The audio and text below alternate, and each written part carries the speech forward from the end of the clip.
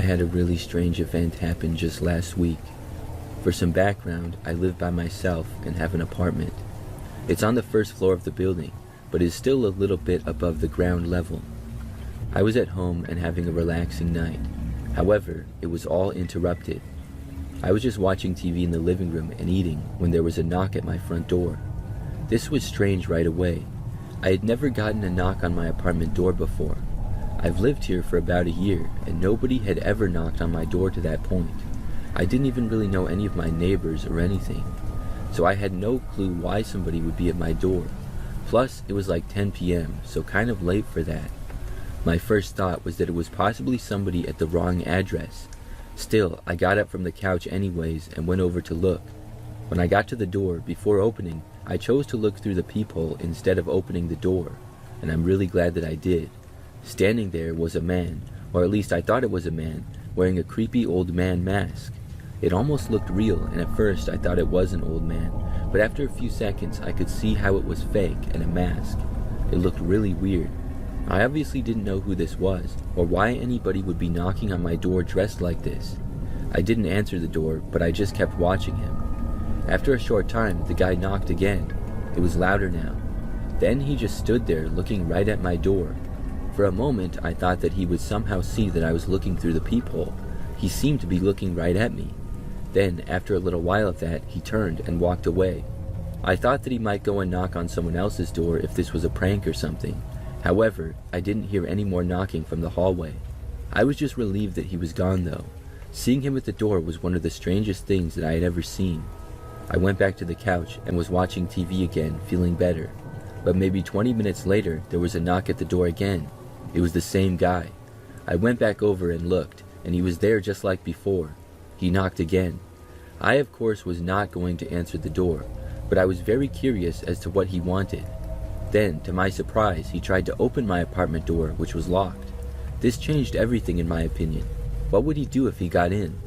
I ran away from the door at that point, and I considered calling the police. However, I didn't hear anything more, and then went back over to look in the peephole again. He was gone now. So I put my phone down and I went back to the couch, hoping that he was gone for good this time. But he was not. It was later though, maybe 30 minutes to an hour.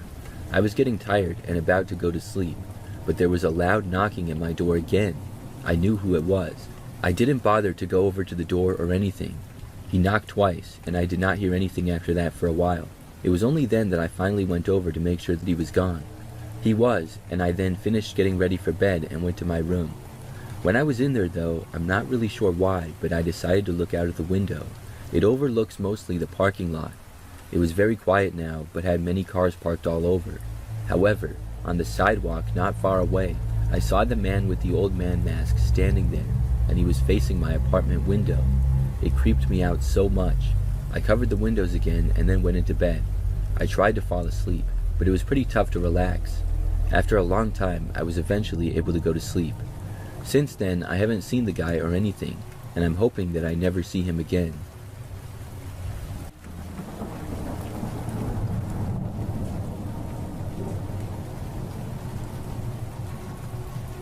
I live by myself in a house a little ways outside of the city. This happened a couple of years ago. One day, I got home from work a little bit later at night. It was some time past 10 o'clock, and I was really tired. After getting inside of the house, I pretty much started getting ready for bed right away.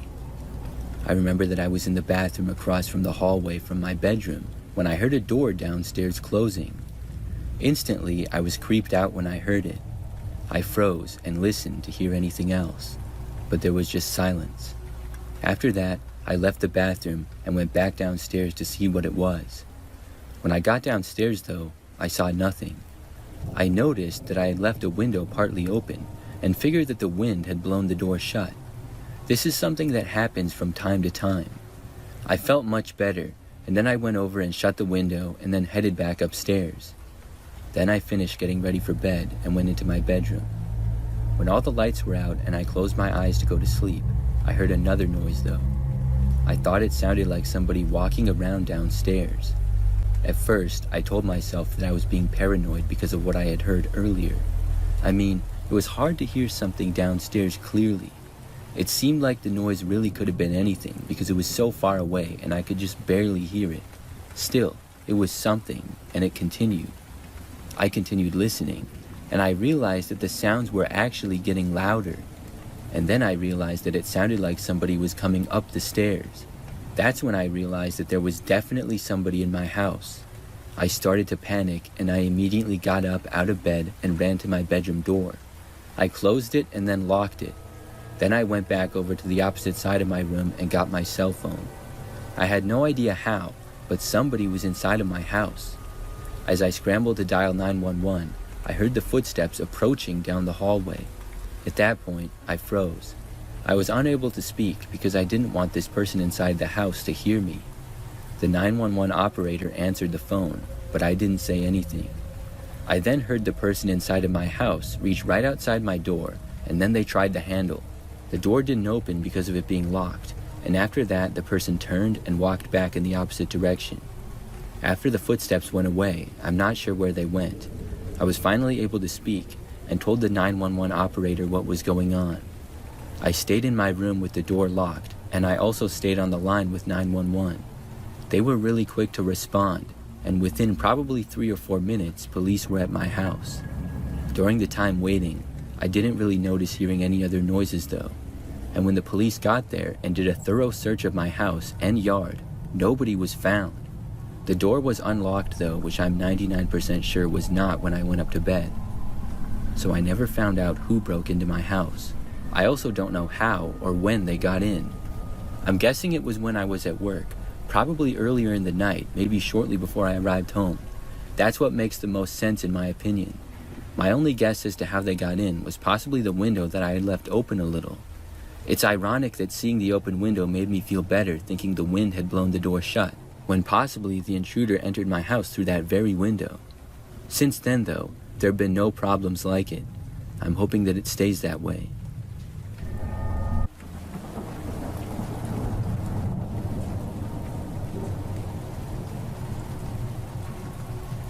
One night, back when I was 16 years old, I was home alone and in my bedroom.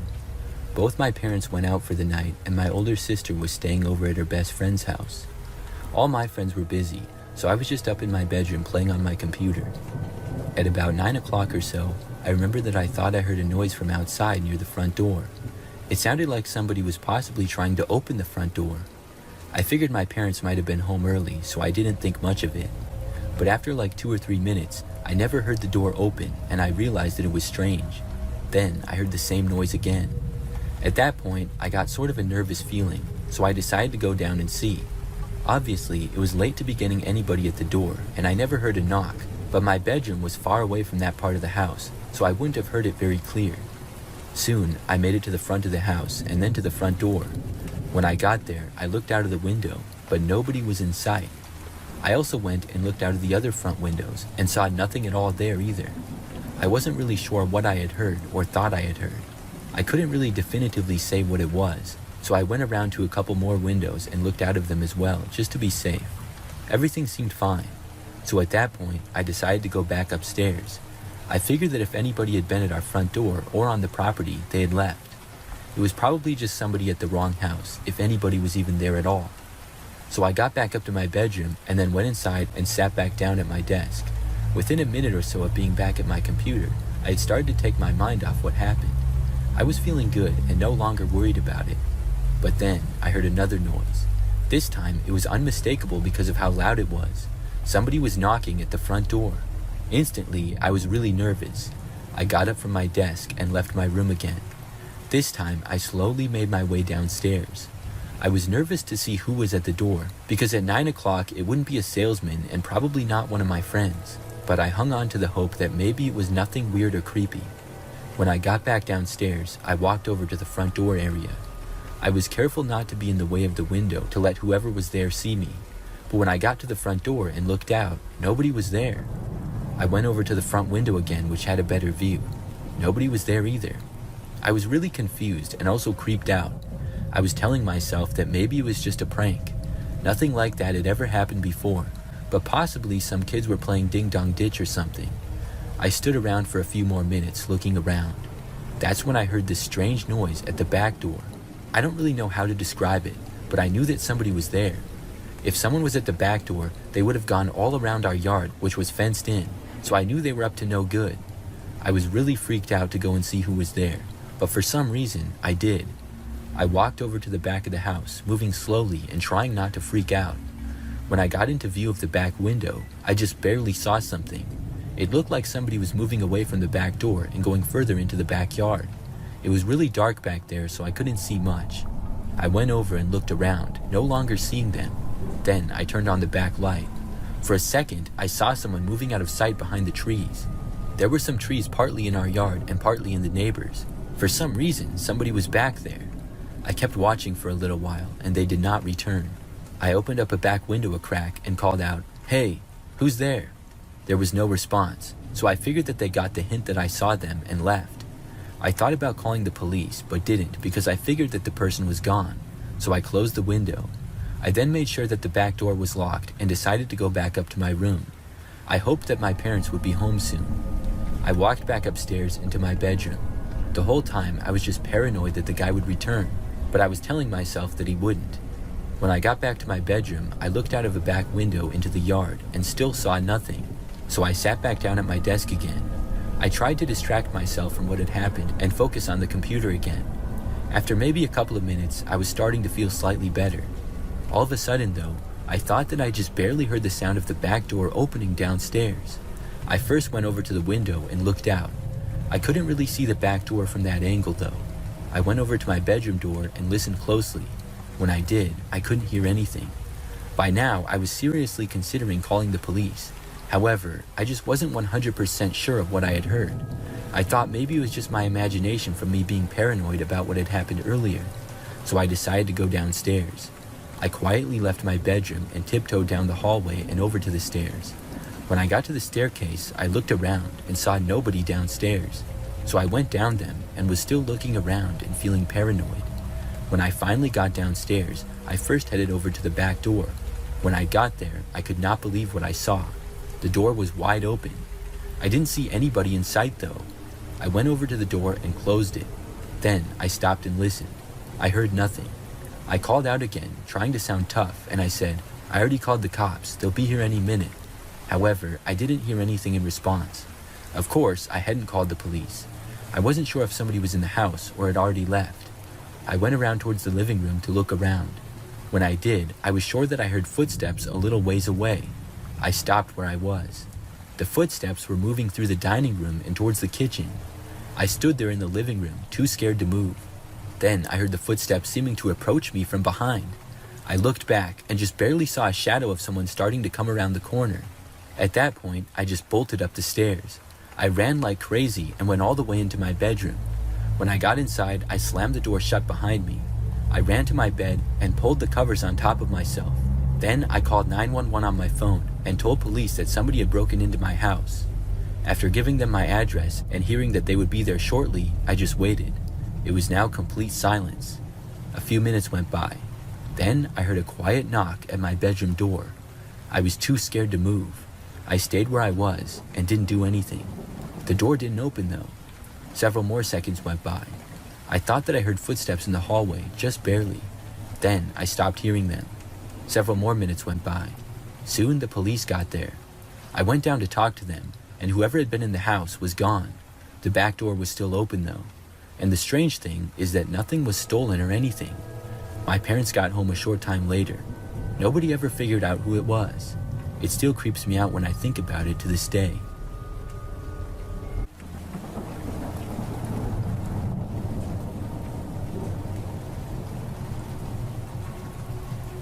This happened back when I was a kid. I think that I was about 10 years old or so. I don't recall the exact year. It was a long time ago though, and I lived at home with my parents. One night they were out and I was left home all alone. To be quite honest with you, I was kind of nervous about it. I'm sure that this wasn't the first time I was ever left home alone, but it did not happen often. It was probably among my first 5 times being left home alone. With it being nighttime, that made me nervous.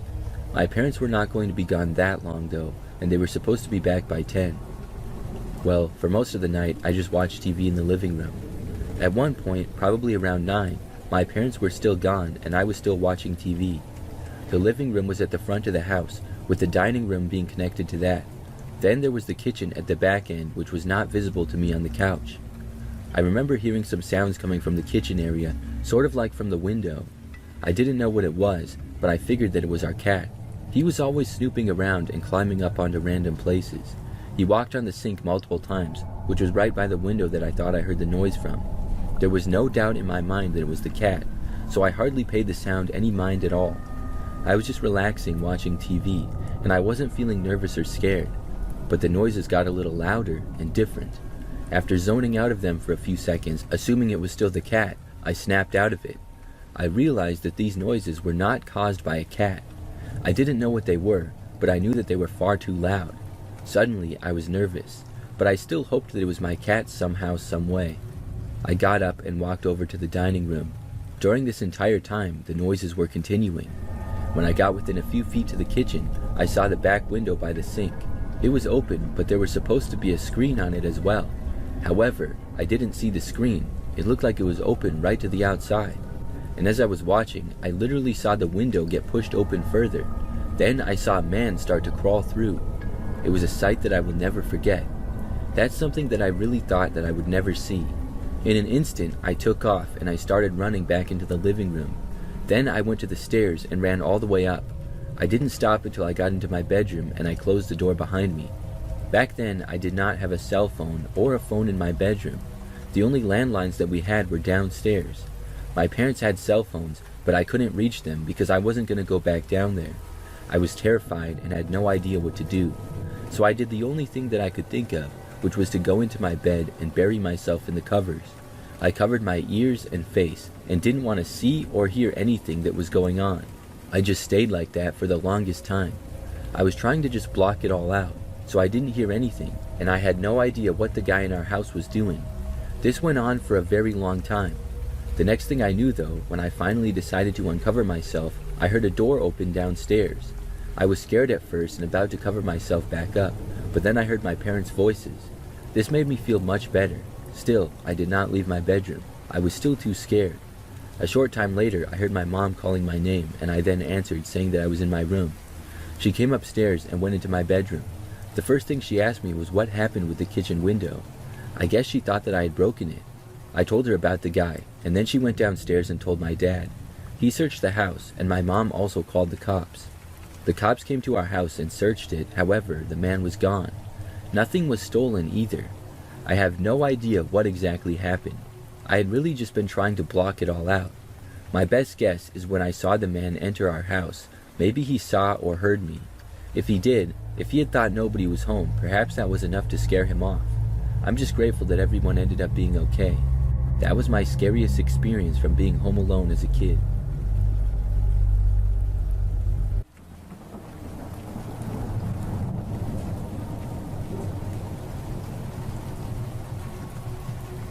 This story takes place several years ago now. At the time, I lived in an apartment by myself.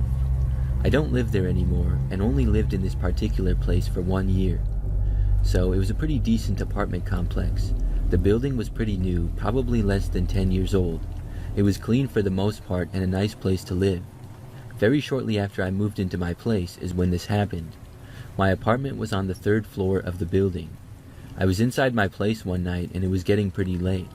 Things were quiet because of this, and out of nowhere I heard a knocking coming from the wall. This wall led to the apartment that was next to mine. I didn't know who lived there and had never seen them or anything. They knocked on the wall and then stopped, and then they knocked again. I had no idea why they would be knocking. It sounded very deliberate, not like they had bumped into the wall by accident or something, but I wasn't making any loud noises or anything. Things had been very quiet. I was confused. The knocking stopped for a short time, and then I heard it again. It was really strange. I thought about knocking back because I was kind of frustrated. I mean, I wasn't doing anything, and it was late at night. Why would they be knocking on the wall like that? Eventually, it stopped though, and I just let it go. By the next day, I forgot all about it. However, that night, it happened again, and I was reminded. The knocking started up right about at the same time as the previous night, if I had to guess. I didn't know what to make of this. Again, I wasn't being noisy at all. and nobody in the building seemed to be making a lot of noise, so it's not like they mistaked me for somebody being loud. It was very confusing. Like before, they knocked a few times on the wall and then stopped. Then, like a minute later, they knocked again. It was very strange. Eventually, again it stopped, and it was done for the night. The next day, I found out that the apartment next to mine was called a show unit. This means that nobody lives there, and when people get a tour of the apartment, they show them that one. That was even more confusing to me then, because that meant that nobody lived there. So why was I hearing knocking coming from that apartment very late at night? It was really strange. And that night, I heard it again. It was probably at around the same time as before. I wasn't looking at a clock, so I don't know exactly, but I'm guessing that it was. I was so curious about it, so this time I decided to investigate. I got up and walked out the front door of my apartment. I was now out in the hallway, and I walked towards the one next to mine. Things were very quiet, and nobody was out in the hallway at this hour. I approached the door to the apartment next to mine, and I noticed something. It was actually open. I couldn't really see inside, but the door was not shut all the way. It was resting against the door frame, but not closed. I walked closer to it, and then decided to open it further. I knew this was nobody's place, so nobody should be inside of it. When I pushed the door open, I saw all the lights inside were off, so I couldn't see who or if anybody was actually in there. It was really quiet as well. I started to take a step inside, and then I heard footsteps. They were far away, but inside of the apartment, and the footsteps were heading in my direction. I got so freaked out that I just turned around and left. I quickly walked out of the apartment and then back to mine. I went back in and locked the door behind me. Probably 10 seconds after I was back in my place, I heard footsteps out in the hallway. Then they went right up to my door and somebody tried opening it. I was so creeped out by this point. After attempting to enter my place, they did not knock, but I heard them walking away.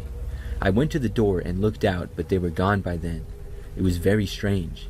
After that night, I never heard any more knocking coming from there. I still don't know who it was or why they were doing it.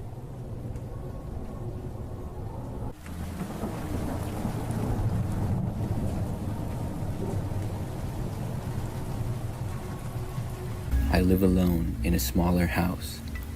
I've lived here for 5 years now, and I would describe the neighborhood as average. By far the scariest thing to happen took place not too long after I first moved in. I'd been living here for maybe 6 months. One night, I was woken up out of nowhere to a loud banging at my front door.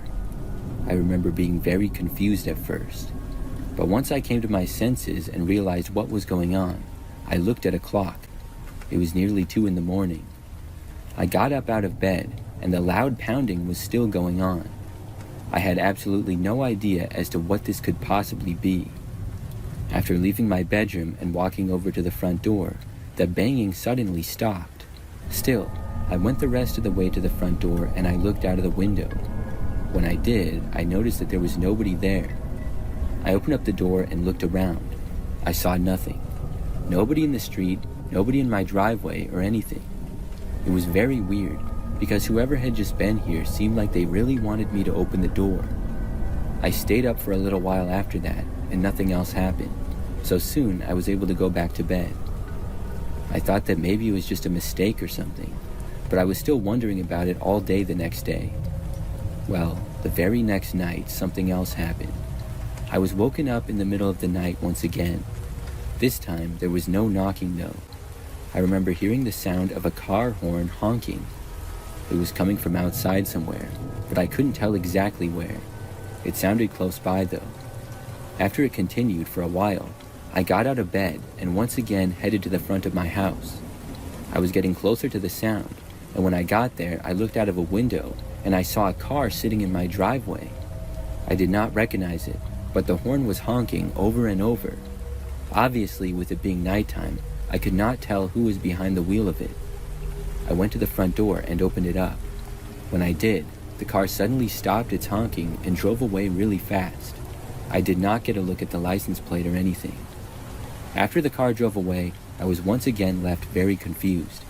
I figured this to be the same person who had been banging on my door the previous night, but why? I really didn't know. The car did not return that night, and once more, I went back to bed. The day after that, I was wondering if I would be woken up in the night again.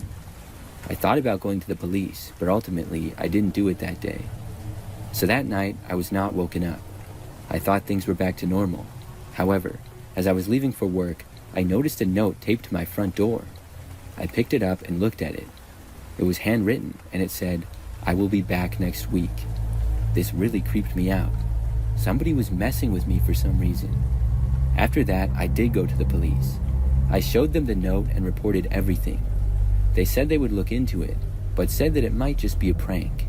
I was really nervous the next week, but nothing happened. I'm glad that nothing happened, but also I'm confused. Since then, though, nothing strange has occurred. I'm not sure if it was just some kind of a sick joke or what, but I'm glad that nothing more ever came of it.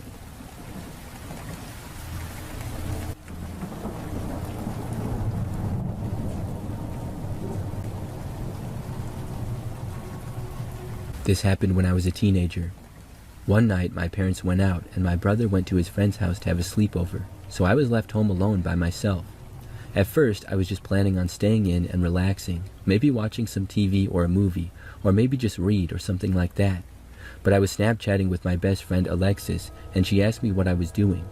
I told her, and she said I should come over. I guess her parents were gone too, and she was bored. I was too young to drive at the time, and I was not supposed to leave the house when I was home alone, but Alexis lived just a few blocks away, and I could walk there. I figured that I could easily go to her place and hang out for a while, and then be back by the time my parents were home. So I told her that I would come over. I left the house, made sure to lock it, and then walked to Alexis's place. It was maybe like a 10-minute walk. I got there and went inside. We hung out and talked and had some snacks. It was a good time, and I made sure to leave after like 2 hours. I figured that my parents wouldn't be home for another 30 minutes or so, but I didn't want to cut it too close. So I said bye to Alexis and then left. I began walking back home down the sidewalks in the neighborhood. The area was all residential with lots of other houses. By this time at night, it was dark out and the neighborhood was very quiet. Like 2 minutes into walking home though, and I remember hearing a car driving up behind me. But it didn't pass, it just started to drive sort of next to me but a little behind. When it drove that slow, I immediately found it suspicious. I looked over but couldn't see the driver. It was too dark out. I just kept walking and hoped that it wouldn't continue to follow me. But it did. I turned and so did the car. At one point when I turned though, the car went past me. I felt better for a moment and thought that it was gone, but then I saw the car turn around and go towards me again. Now I was pretty nervous. I kept walking home and just hoped that I would make it back okay. I started walking faster. Soon I was at our street. I got out my keys and was ready to run. When I saw our house in the distance, I just took off. I ran through the front yard, got to the door, unlocked it, and went inside. After slamming the door shut behind me and then locking it, I breathed a sigh of relief. But then I looked back out the window, hoping to see the car drive away. Instead, the car pulled into our driveway. I couldn't believe it, and was now really scared again. After parking in the driveway like they belonged there, whoever was driving the car stopped. They did not get out for a little while. After like 2 or 3 minutes, I saw the door open. A man stepped out. He had a slight beard, sort of long dark hair, and was kind of tall. He walked over towards the house. At that point, I moved away from the window and ran into the living room. Soon, I heard him knock on the front door. I was terrified. Of course, I was not going to answer it. After a little while, he knocked again. I still didn't answer. I didn't know what to do though. For some reason, the thought never occurred to me to call the police or my parents. After knocking twice, I didn't hear anything for a little while, so I went back over to the window and looked again. I didn't see the man at first, but his car was still there. Soon I noticed that he appeared to be inside of it, but he wasn't leaving. He just kept sitting there. I was really creeped out.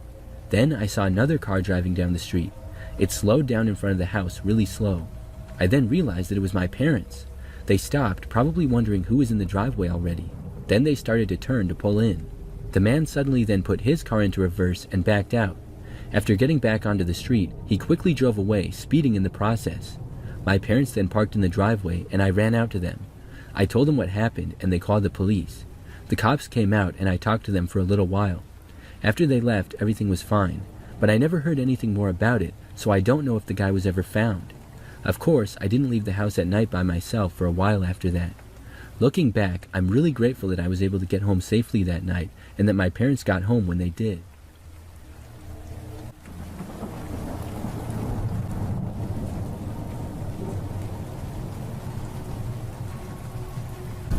This happened back when I was 12 years old. It was the summertime, and I was at home by myself. Both of my parents were at work, and this was probably in the late morning. I just remember that it was a really nice day outside, so I went into the front yard, and I was reading a book in a chair that we had out there. After probably an hour of this, I remember noticing a car driving down our street. A few cars had already gone by that I had noticed. We lived on a quiet street that wouldn't get very much traffic, mostly just people who lived there. This one car in particular was going very slow. It was a black 4-door sedan, and after passing by, it went further down my street and then out of sight. I didn't think too much of it, but only about a minute later or so, I remember the car driving back from the other way. When it passed by our house, it seemed to slow down even more than it was already going. I also did not recognize the car, and I couldn't help but feel a little bit suspicious. The car ended up moving on and leaving the street though. At this point, I was hoping that it was just somebody who was maybe lost, so I stayed outside and kept reading. However, less than 5 minutes later, the car was back. It once again drove by and was going very slowly. I just had a bad feeling about it. The car luckily passed me by and continued down the street. When it did, I decided to go inside of the house. After getting inside, I think I went to the kitchen to get something to drink. I was going to go to my bedroom, but before that, I stopped at the front window. When I did, I saw the same car sitting in our driveway. I couldn't believe it. The car was parked at the back end of the driveway, and I could not see who was behind the wheel. But I did see somebody in the driver's seat, and it appeared to be a man. I watched the car, and it continued to sit there. Nobody got out. I didn't really know what to do, but I remember that I soon moved away from the window. I walked around the house. I don't really remember why, but when I returned to the front window, I could see that the car was now empty. The man had left it. I didn't know where he had gone though. I looked to the front step, and nobody was there, so he wasn't going to knock at the door or anything. I went to another front window and looked out, but saw nothing there either. At that time, I was trying to figure out what he could possibly be doing. I couldn't think of any logical explanation though. I went to go back to my bedroom. When I got inside though, I saw the man at my window just outside of it. We locked eyes for a brief moment before I quickly ran away. I ran into the kitchen to get the phone and call 911. However, when I did, I saw the man running away past another window. He then went around the house and back to his car. As I was calling the police, I could hear him driving away. I went through with the call anyways though. The police came out to our house, and I spoke with them for a while, telling them everything that I could. My parents got called and came home from work early. It was one of the craziest moments of my life. I'm really glad that the man was unable to get inside. After that, I never saw him again.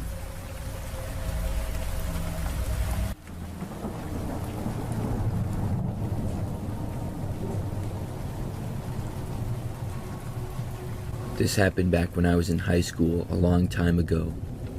We lived in this house that was way out sort of in the country. Our property was pretty large and we did have neighbors, but their houses were pretty far away. It was a quiet town located near some farms and things like that. That's what makes this story so strange. I was a freshman in high school at the time, and I remember that my parents had to go to this wedding that was out of state. They left me and my older sister home for just a few days because we still had school and stuff. On one of the nights that my parents were gone, my sister went to her friend's house. I wasn't really sure how late she would be gone or if she was staying overnight or what, but I was just hanging out at home. I remember that I made a frozen pizza and I was in the living room. Our house was sort of a split level, so the living room was upstairs. At about 9 o'clock at night, I heard a knock at our front door. Immediately, this was very strange. This might not be weird for a normal neighborhood, but way out there we never had anybody knocking on the door. Our driveway was also super long and far away from the street. There would hardly ever be any cars on the street if it wasn't someone who lived there, and nobody really lived that close to our house. And that, with the fact that I was home alone, made me very concerned.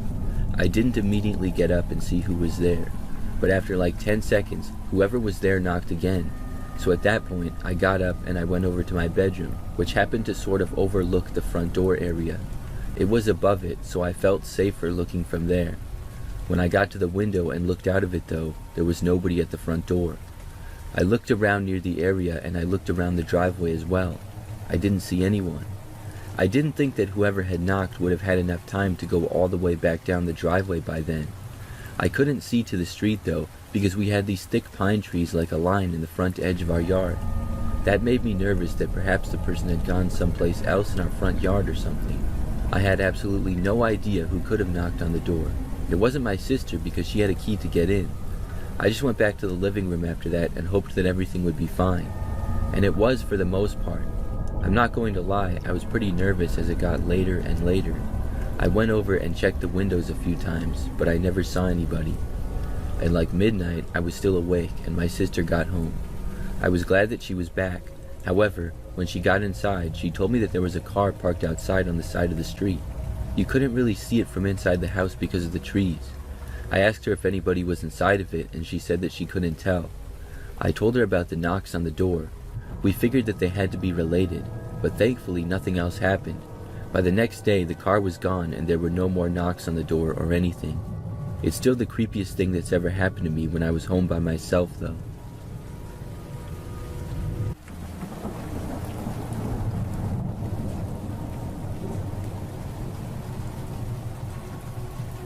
One Friday night last summer, I was home alone while my family, besides my sister who was at work, stayed at the cabin. I'm used to staying home alone as this exact scenario is very common in the summertime, especially when I'm working and can't travel from the cabin and back. I'm not usually jumpy or afraid while home alone anymore, since I'm used to the odd creaks and settling noises of our old house. I was especially comforted by the fact that my sister's dog was also in the house with me that night, and most noises could be attributed to him.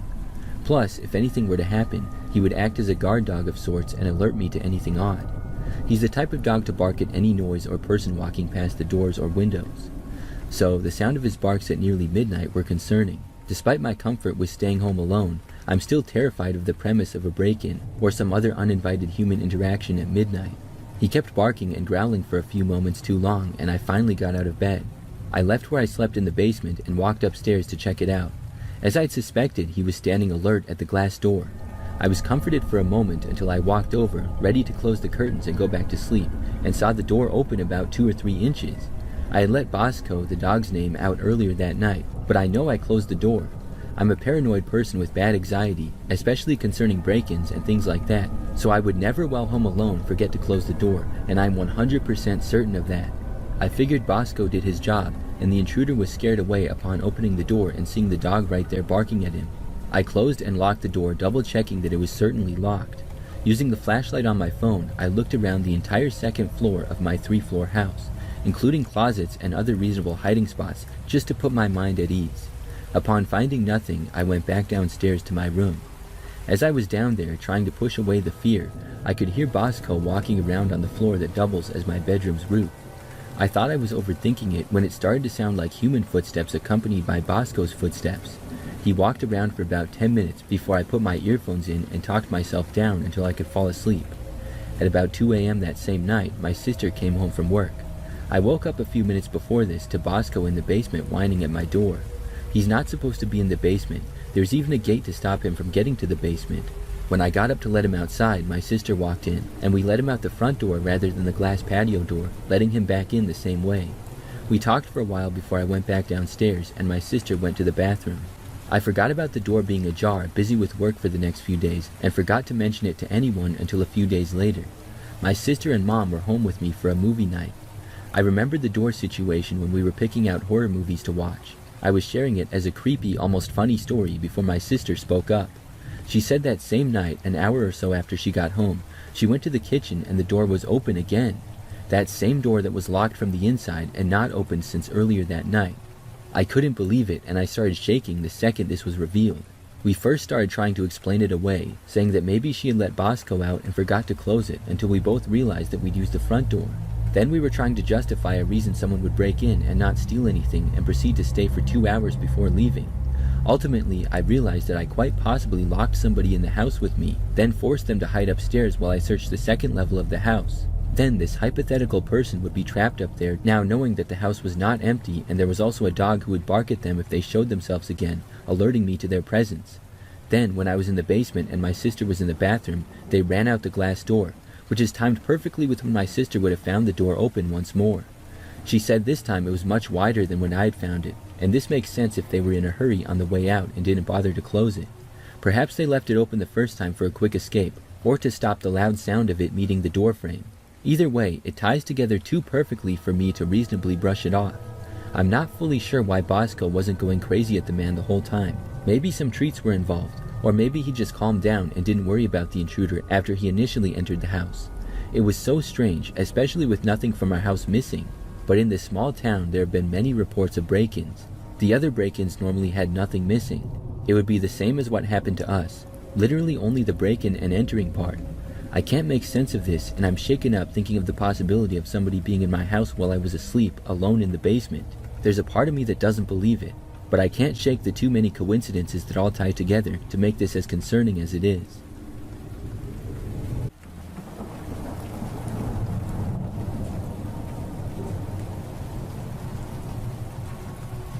Back when I was in high school, I lived at home with my parents and siblings. However, one night, my brother and my sister were over at their friends' houses. I had friends too, but I wasn't hanging out with them on this night. My parents went out with their friends as well, so I was all alone at home for the occasion. I was a freshman at the time, and was too young to drive, unlike my two older siblings. I had stayed at home alone several times before, and I enjoyed it. It was nice to have the entire house to myself for a change, and usually I would just play video games though. So on this night, I remember that's what I was doing. I was up in my bedroom and playing on my PlayStation. My bedroom, along with everybody else's, was on the second floor of the house. The way my room was situated was that it was at the back side of the house and had a window that overlooked our backyard. In my room, the bed was against the wall, and then across from it was my desk and my TV. Then in the corner was my closet, which was next to the window. So I was in there just gaming, and at one point, probably around 9 p.m., I'd been doing that for hours. I would randomly glance outside every now and then for no particular reason. One time when I looked outside, I saw something. I rolled my gaming chair over a little ways to see what was in the yard. When I did, I realized that there was somebody just standing in the middle of our backyard wearing this creepy clown mask, and this person was looking right up at me. They wore normal clothes of a sweatshirt and jeans, but the clown mask went completely over the person's head, had long hair, and looked really scary. I instantly was freaked out, and I reached around and found my cell phone on the desk. I was ready to call 911 if anything happened. I tried to remember if all the doors were locked downstairs, and I thought that they were. I didn't want to go back to the window, but decided to carefully look. I went to the floor and ducked down. Then I looked over to the window and saw the clown man still standing there. He was still looking up at me. My windows had no cover, I remember. I used to have blinds, but they broke from me playing basketball in my room, so now I had nothing. Being on the second floor overlooking the backyard, I didn't mind, but now this was a problem. I turned my bedroom lights off and then decided to go downstairs and make sure that the doors were locked. I left my bedroom and then went downstairs. When I got to the front door, I saw that it was in fact locked. Then I carefully got to the back and saw that one was locked as well. So at that point, I went back up to my bedroom. When I got there though, the clown was now gone. I was so relieved to see that he had left. I went around the house and covered every window except for my own and the other bedroom ones. I also looked out of all the windows before covering them to see if the clown was still anywhere in sight. Thankfully, he was not. About an hour later, my parents and siblings returned home. I told them about the clown, and they figured that it was just someone joking around. So later that night, my parents went to bed. I stayed up late playing video games because it was a weekend, and I didn't have school the next day. So it was probably after midnight, and I remember that I saw the clown again. He was once more standing in around the same spot as before and looking up at me. I was super creeped out now. I wanted to tell my parents, so I left my bedroom and went out into the hallway, but everyone had gone to bed and I didn't want to wake them up. My siblings' doors were also closed and all the lights were off. I debated waking everybody up, but I also didn't want to seem like a wimp, so I went back into my bedroom and decided to watch the clown and see what he would do. He stood there just a little while longer. Now my bedroom lights were off and had been for a while. But then the clown started waving at me.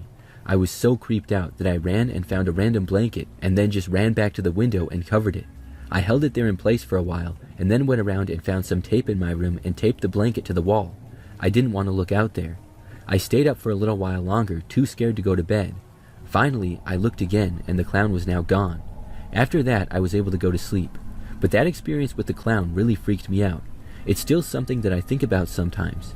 I wonder who that was and why they chose to go to our backyard and look in my bedroom window.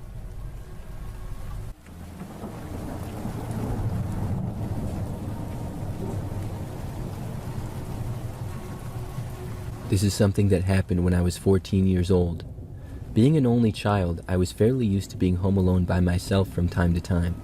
It usually wouldn't happen for very long periods of time though, but every day when I would get home from school for a few hours, I would typically be at home by myself. One Friday in the fall, I went to school and arrived back as normal. My parents were still gone at work, and they would be gone for a lot longer that night. I can't remember if it was my mom or my dad, but one of my parents had a work dinner event thing to go to. So both my parents were going straight there after work, and they would be gone until that night at about 9 or 10 o'clock. And they told me this beforehand and left me money to order a pizza to have it delivered if I wanted. So I was kind of excited for that.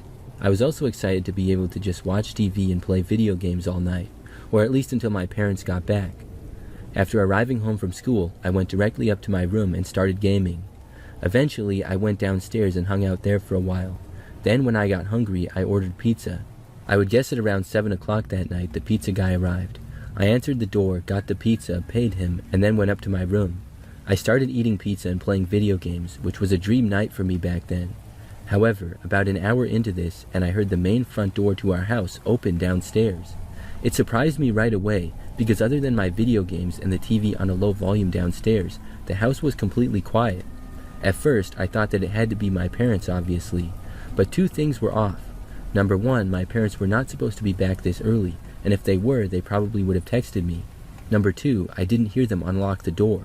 It had simply just opened.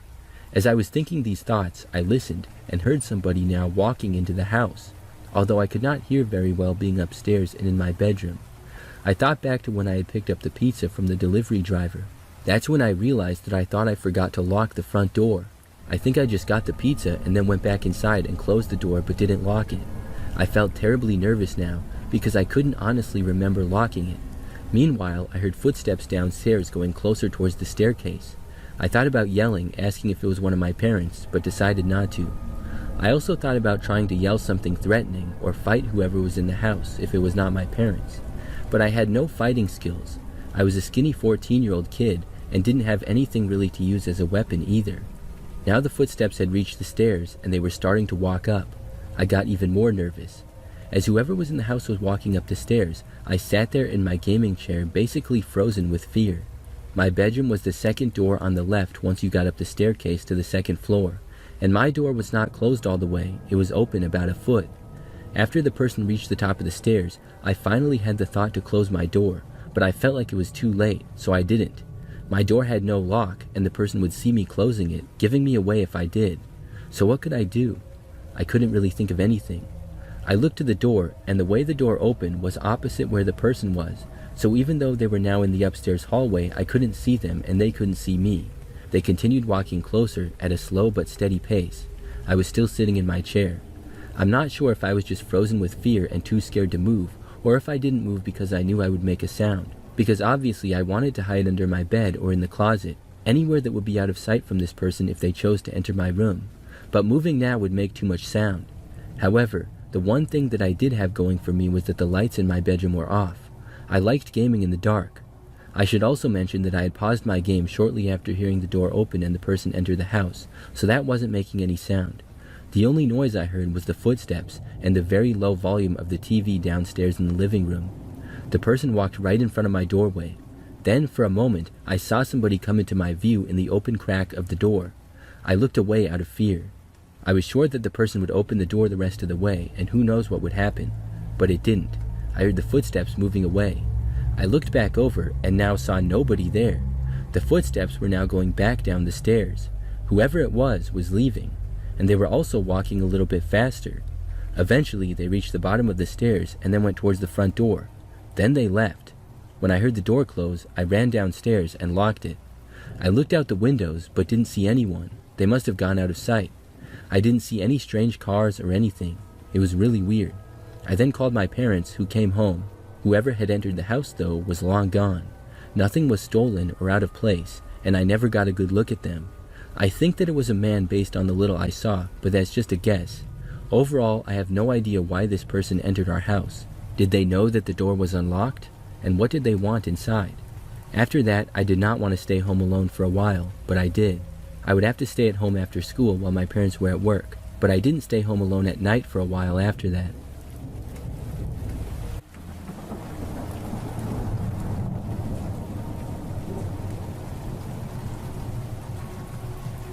This happened a few years ago. During this time, I lived alone. I had a one-bedroom apartment on the 3rd floor of my building. Overall, the apartment complex was pretty nice, and I liked it a lot. However, I only ended up living there for 1 year, which was the term of my lease, and then I moved to a different place. This event took place towards the end of my lease. It was nighttime, and I was home alone. My living room was at the back end of the apartment, with the kitchen at the front. As it was getting late at night, I was planning on going to bed. It was maybe around 11 o'clock or so. So I went over to my living room window. It was a large sliding glass door that opened up to a small balcony that I had. I went to close the blinds like I did every night before bed. When I was doing this, I got a view out to the parking lot, which also happened to be where my car was parked. And when I looked out there, I noticed that there appeared to be a person standing right next to my car. This caught my attention, so I kept looking. I noticed that it was a man, and he appeared to be messing around with my car. I saw him try to open my door, but the car was locked. I could see him then looking in the windows and stuff. I opened up the sliding door to the balcony, and I stepped out onto it. Then I yelled to the man that that was my car.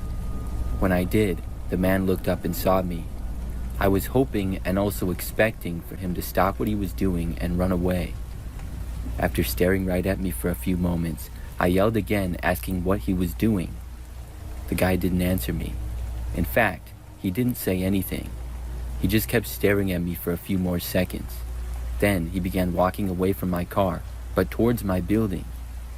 I watched the guy walk all the way to where the front doors of the apartment are. Then he went out of my sight. The doors were not in my view, so I didn't know if he had entered the building or not, but it sure seemed like he was going to. This seemed odd to me, because if somebody was trying to break into a car, I wouldn't suspect them to live there. I would have figured it to be somebody just passing by or something. I was just glad that he left my car though, without breaking in or anything. But I was a little bit suspicious with him being in the building. I didn't recognize the guy, but I also didn't know that many people that lived in the building. I went back inside, closed the blinds, and then started getting ready for bed. But probably about 2 minutes later, I heard somebody trying to open the door to my apartment. I walked over to the living room and then looked at the door. It was locked. After things were quiet for a few moments, I walked over and looked through the peephole. I saw the same guy who had been outside at my car.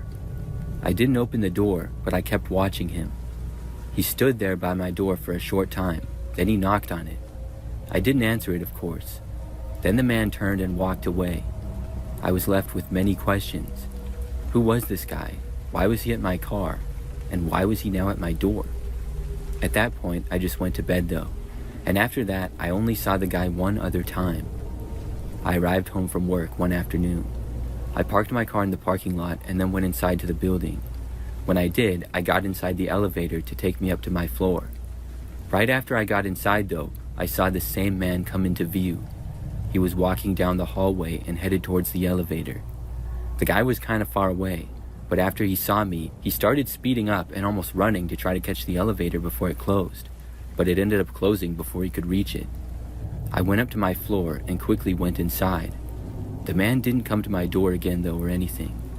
I only lived there for about 2 more months after that, and I never saw that guy again.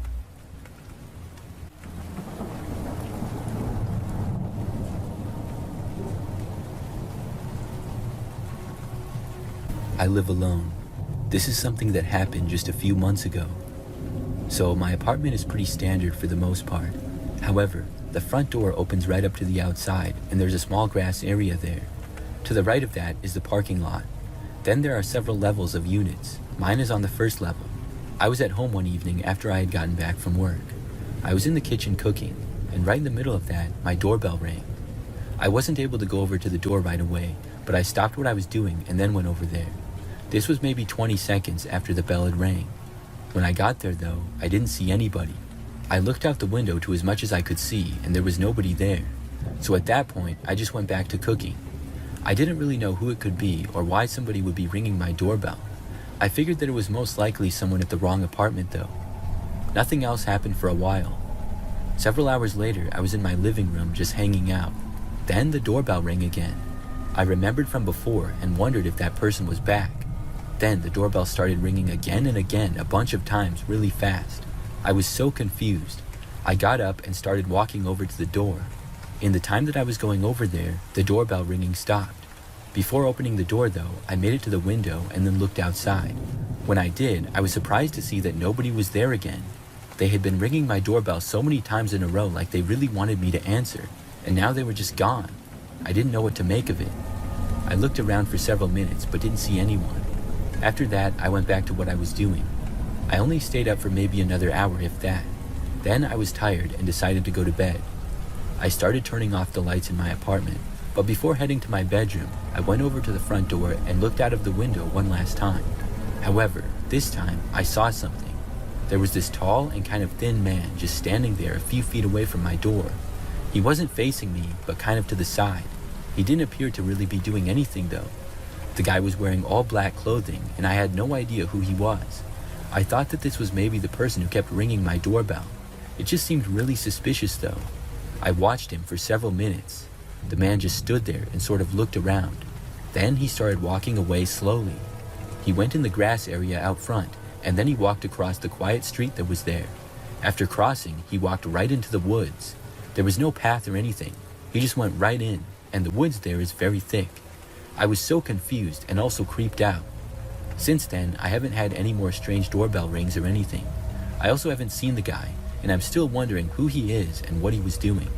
I'm also wondering why he just went in the woods like that.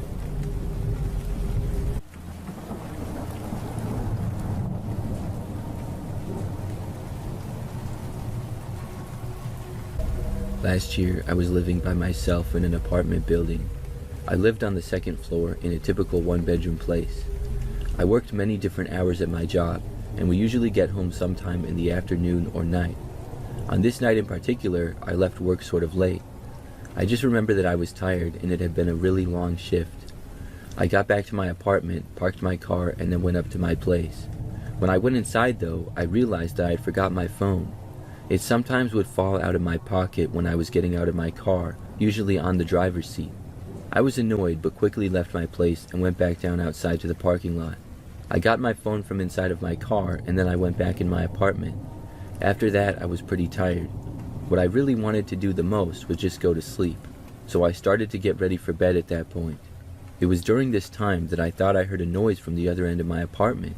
I wasn't really 100% sure though because I was brushing my teeth. I didn't know for a fact if it was from inside my apartment or maybe from the neighbors next door. It really kind of sounded like it was from mine though. I stopped and then looked over but saw nothing. I didn't hear any other noises either, so I just continued to brush my teeth. After that, I went into my bedroom to go to sleep. Maybe it was because I was really tired, but I pretty much just completely brushed off the noise that I heard, or that I thought I heard. After going into my bedroom though, I was sure that I heard another noise. I couldn't really tell what exactly it was though. My lights were all off at this point now. I walked out of my bedroom and then I looked into the living room and kitchen area. The apartment was not that big, so if the lights were on, I would have been able to see the whole thing, but they were not. When I looked though, I saw that there was someone definitely walking through the living room towards the front end of the apartment. I was so surprised that I didn't know what to do for a second. I couldn't really see any details on them because all the lights were out, but I could just see the movement really. Then, as I was still standing there, I turned the light switch on. When I did, I suddenly saw a man who I did not recognize walking to the front door of my apartment. He quickly opened up the door and then went outside and left. After he was gone, I went over to the door and I locked it. I was so confused as to what had just happened. At first, I had no idea how the man got into my apartment, and I thought maybe he had been there all day. I figured that he had to have been hiding in the coat closet in order for me to not see him. I looked around and nothing was stolen or anything. I called the police and reported the incident. I was not tired at all anymore, but wide awake.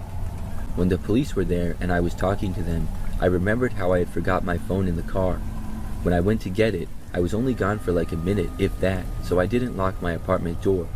That must have been how the man was able to get inside. I'm not sure if he had just been in the apartment building, or if he had maybe followed me home or something without me noticing. I hadn't been paying the greatest of attention to my surroundings. But after the police talked to me, they looked around the complex and were not able to find the man. I was really hoping that they would. Nothing else like that happened when I lived in the apartment.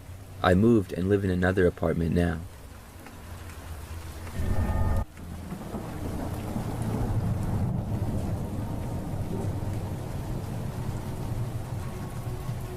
This happened back when I was a teenager and in high school.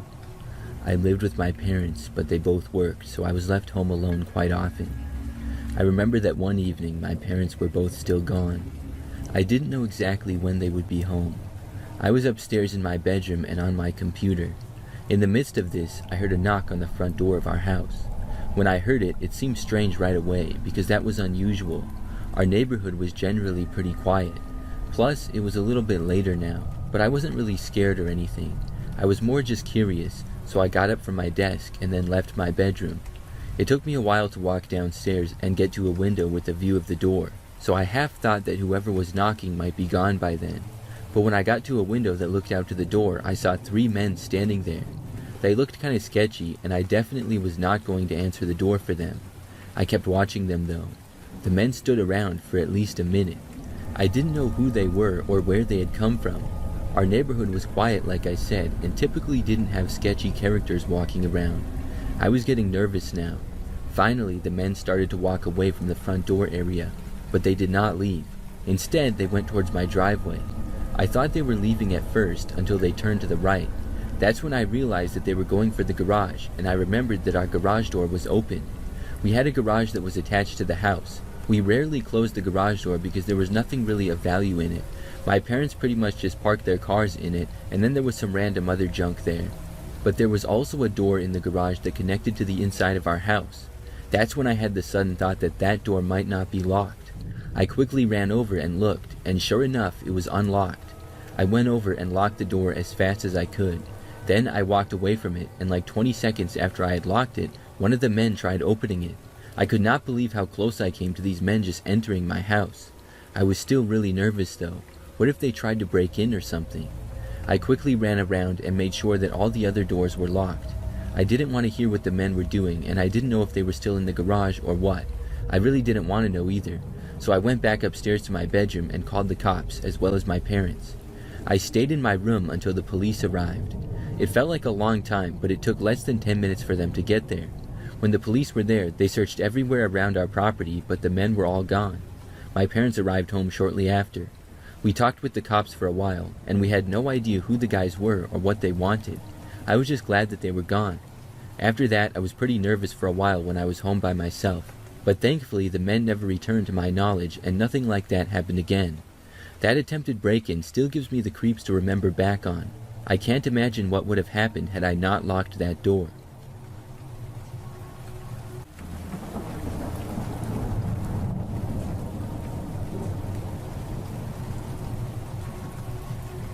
When I was around 14 or 15 years old, I was home alone one afternoon and I was loving the freedom. My parents had taken my younger brother to a full-day event, leaving me behind.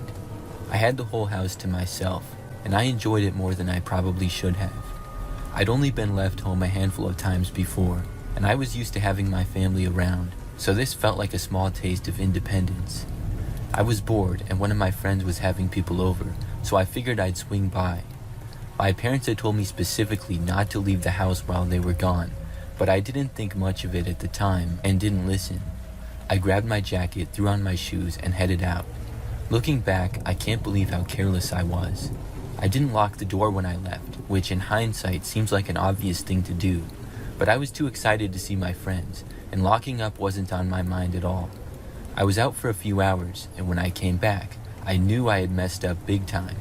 When I walked into the kitchen, I saw that the cabinets were open and stuff on the counters and table had been messed around. I started calling out hello, hoping that whoever had come inside was gone by now. I didn't hear a response, so I began looking around the living room and kitchen to see if anything was missing. Just as I was about to head upstairs to check, the home phone rang, an unknown number calling. I stared at the screen for a second, unsure whether to pick up. Maybe it was just a spam call or some telemarketer, but I answered it anyways. On the other end of the phone was just deep, heavy breathing. After a few seconds of breathing, I said, "Hello? Who's this?" Once again, I asked who was on the other end, and in the middle of my sentence, I was cut off by the voice on the other end, which said, "I'm in the house." I tried to play it off, hoping that it was just a prank call, but I responded by lying and saying that I was home with my family and there wasn't anybody in the house. The voice on the other end responded and said, "We both know that's a lie," then abruptly hung up the phone. Next, I heard a quiet creaking from upstairs. I once again yelled out hello, and I heard whoever was upstairs pick up the pace. The footsteps ran down the hallway towards the stairs that I was standing near. I was worried that they were coming for me now, and I went through the back door and bolted towards the woods behind the house. I knew that I had to get as far away as possible. I didn't stop running until I got to a neighbor's house who let me use their phone to call the cops. When the police arrived, they found the door wide open, just like I'd left it when I ran. They didn't find anyone in the house, but they did tell me that it seemed like someone had been there, obviously. So whoever it was who had broken into my house and potentially wanted to hurt me got away. I refused to be left home alone for many years after that day.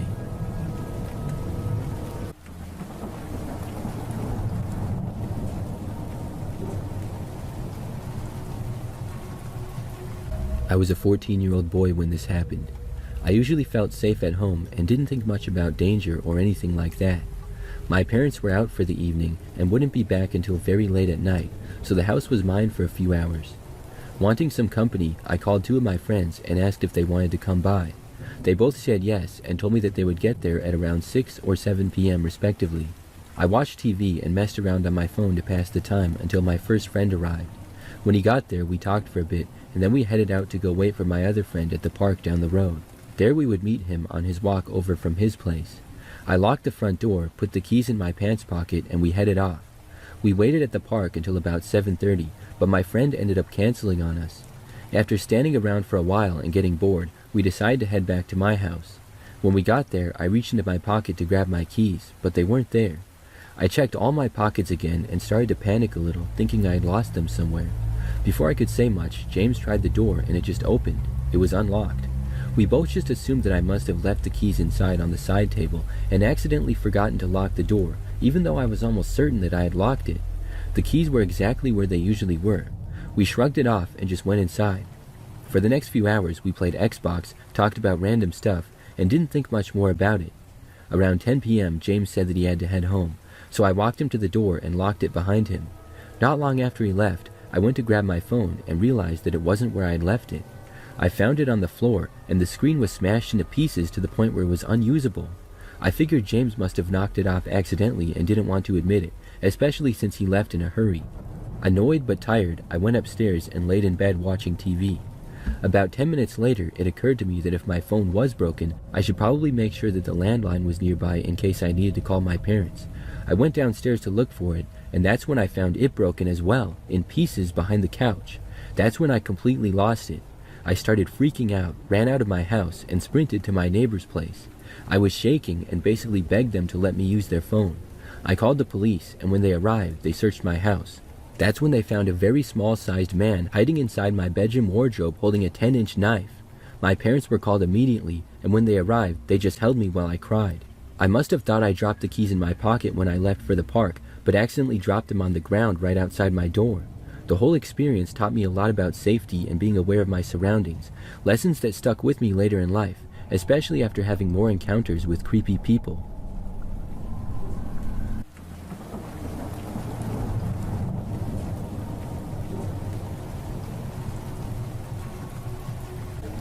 I live alone in a small house that I rent, and this happened just a few weeks ago. So, one night I was watching TV by myself in the living room.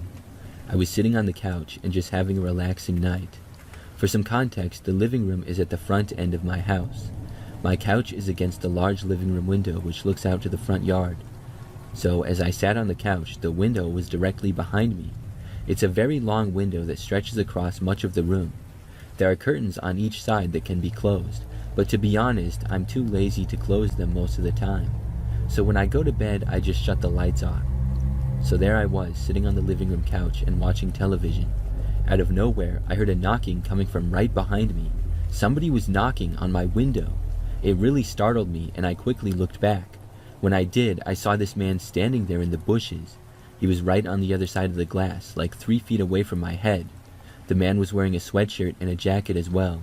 Both hoods were up far, covering most of his face. It was a kind of rainy night, but this still looked super suspicious. I really couldn't see the guy's face at all. Plus, it was really dark out there. The more suspicious thing, though, was that he was standing in my bushes and knocking on my living room window. My house was not super close to the street either. You would have to walk through the whole front yard to get to it. After seeing the guy, I got up from the couch quickly to put some distance between us. I moved back to the edge of the living room. However, the man did not move. The guy still stood there looking at me, but also sort of looking down kind of. He didn't wave or say anything. I kept watching him, and he kept seemingly watching me. After probably a minute or two, I yelled at him. I asked him what he was doing. At first, the guy did nothing. He didn't answer me. He didn't even really react. Then, he moved away from the window to the side, going out of my view. It did not appear as though he was going off my property, but just to another area of the house. I moved out of the living room to try to figure out where he went. He had gone in the direction of my bedroom, so I went there and looked out of the window, but I didn't see him. Then I went around my house looking out of every window. I didn't see the man anywhere. It was possible that he had left my property, and I was hoping that was the case. My front and backyards are not that big, but I do have some trees and bushes. Plus, there really isn't much lighting at all, so I couldn't really see. I went around looking out of the windows from all angles. I went into the kitchen to look into the backyard, and I still didn't see the guy. So I decided to go outside to look. I wasn't trying to hunt him down or anything. I just wanted to verify that he was off my property and the vicinity for my own peace of mind. So I went out the front door and then walked around my house looking. I didn't see the guy at all, and I felt fairly confident that he was gone by now. What that was all about, I didn't know, but I went back inside and tried to relax again before bed. It was pretty late by now, and I had been planning on going to bed pretty soon anyways. I was up in the living room for a little while longer and nothing happened, so I went to bed. However, I found it very hard to get to sleep. I wasn't tired anymore, and I was feeling paranoid from the strange man at my window. I laid there in bed for probably 30 minutes trying to fall asleep. Then, as I was laying there, I heard the sound of somebody loudly trying to enter my back door. Thankfully, it was locked. I got up and I started turning on all the lights in my house. I also called the cops. Then I started looking out of all the windows. I didn't see anything. I'm guessing that it was the same guy, but he was gone now. When the police got there, I told them about what happened. I gave them a description and they said that they would look around. But after searching my property and the immediate area, they didn't locate him. He hasn't been back since, and I'm hoping that I never see that guy again.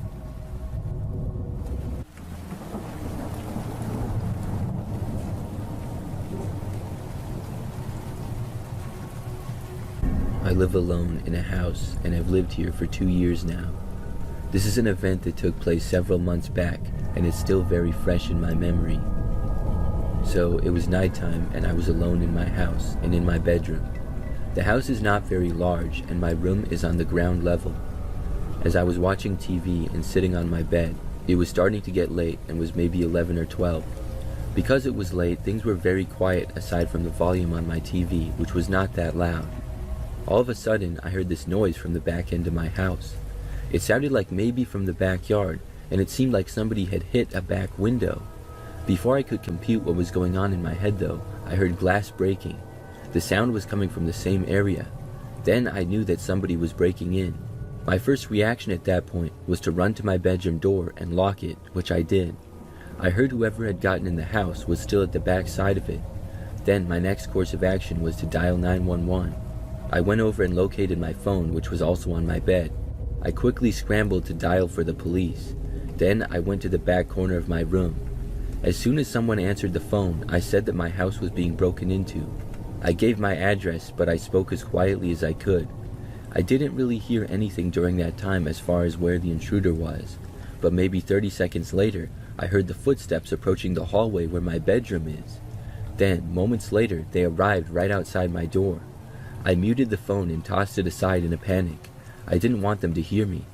Then, the intruder tried opening my bedroom door. That got me really scared because I had hoped that maybe they wouldn't want to be seen. I felt like they knew I was in here, but possibly they just wanted to see what was in the room. Maybe they just wanted to steal stuff. but now they were coming straight for me. After the door did not open from being locked, I heard a loud man's voice. He yelled for me to open the door now. It was very angry, and of course, I was not going to do that. After a few seconds, he banged on the door very hard 2 times. At that point, I just wanted to get out of there. I debated trying to open my bedroom window and jump out of it, or I could look around and see if I had anything to use as a weapon. I didn't really have much of anything though. I was heading over to the window and the guy started to walk away. Then I stopped. If he was leaving, I didn't want to run into him out of the house. I wasn't sure where he was going though or what he was doing, but I was just moving off of instincts at that point. My mind barely was even thinking at all.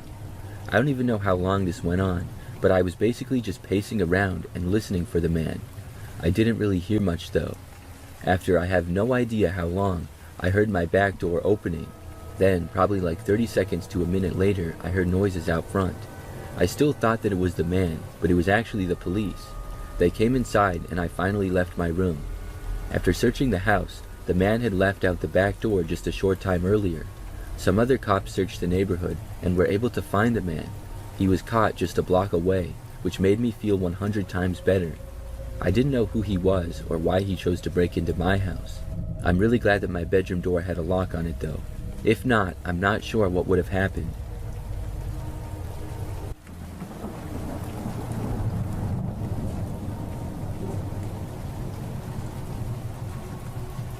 I work from home and live in an apartment. I have my computer set up in the corner of my living room, and that's where I sit all day during the week. My apartment building is pretty new and fairly nice. It's not at all some cheap dump or anything like that.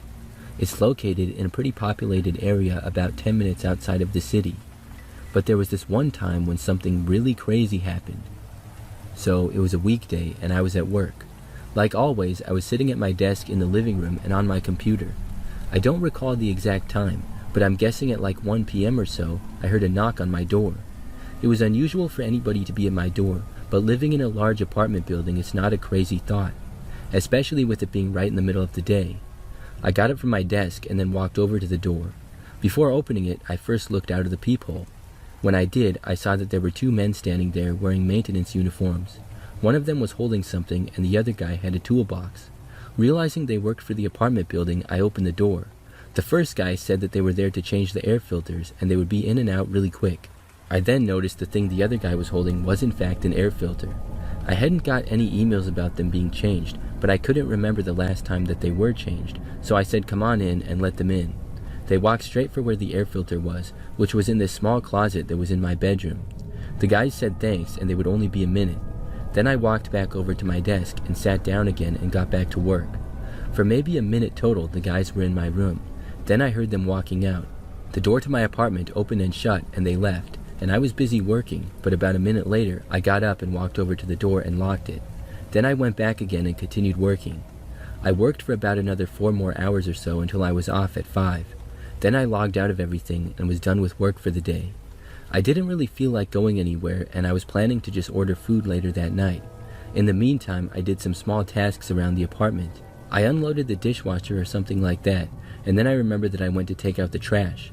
We had a room at the end of the hallway for trash, and there was a chute that you would just dump the garbage down. So I took my garbage bag, left the apartment, and walked down the hallway to the end of it. I dumped the trash and then walked back to my place. I was gone for a total of maybe 1 minute. After walking back to my apartment though, right away I saw someone. There was a random guy in my place. He was just standing in the living room, and as soon as I entered, he saw me. My reaction was to quickly leave. I walked out into the hallway. I remember looking at the door and confirming that this was my place. I didn't accidentally walk into the wrong unit. For some reason, I went back in. I didn't see the guy, but I heard the man running into the other room. I was so confused and creeped out that I just left again and went down to the lobby. There I called the cops. I waited there for them, and when they arrived about 5 minutes later, they went up to my place. After they looked all around, they didn't see anyone. The man was gone. But after answering questions and talking to the police, I realized what happened. The men who entered my apartment to change the air filter did not work there at all. There was no plans for the air filters to be changed that day. That's why I never got an email or anything like that about it. The 2 guys walked in, pretended to change it because I was in the other room. Then one of the men hid in the small closet where the air filter was kept. The other guy left, which I did not see because I was over at my desk where it wasn't really in my view. I assumed that they both left, but really I had just heard one of them leaving. The other guy must have waited around the rest of the day for me to leave. When I walked to take the trash out, he must have thought that I was actually going somewhere and would be gone for a while. Then I think his plan must have been to steal my stuff. That's my best guess. But I walked back in a lot quicker than he expected, ruining his plans. In the end, he just left and did not take anything, probably because he knew I would know who did it. The man thankfully ended up getting caught along with his partner in crime about a week later. They had broken into different apartment buildings pretending to be maintenance workers there as well. It was not their first time doing it. They had all kinds of phony plots to get in people's places. They would steal anything of value. I'm really glad that I got back when I did, and that I wasn't hurt or anything, and I'm glad that the men were caught.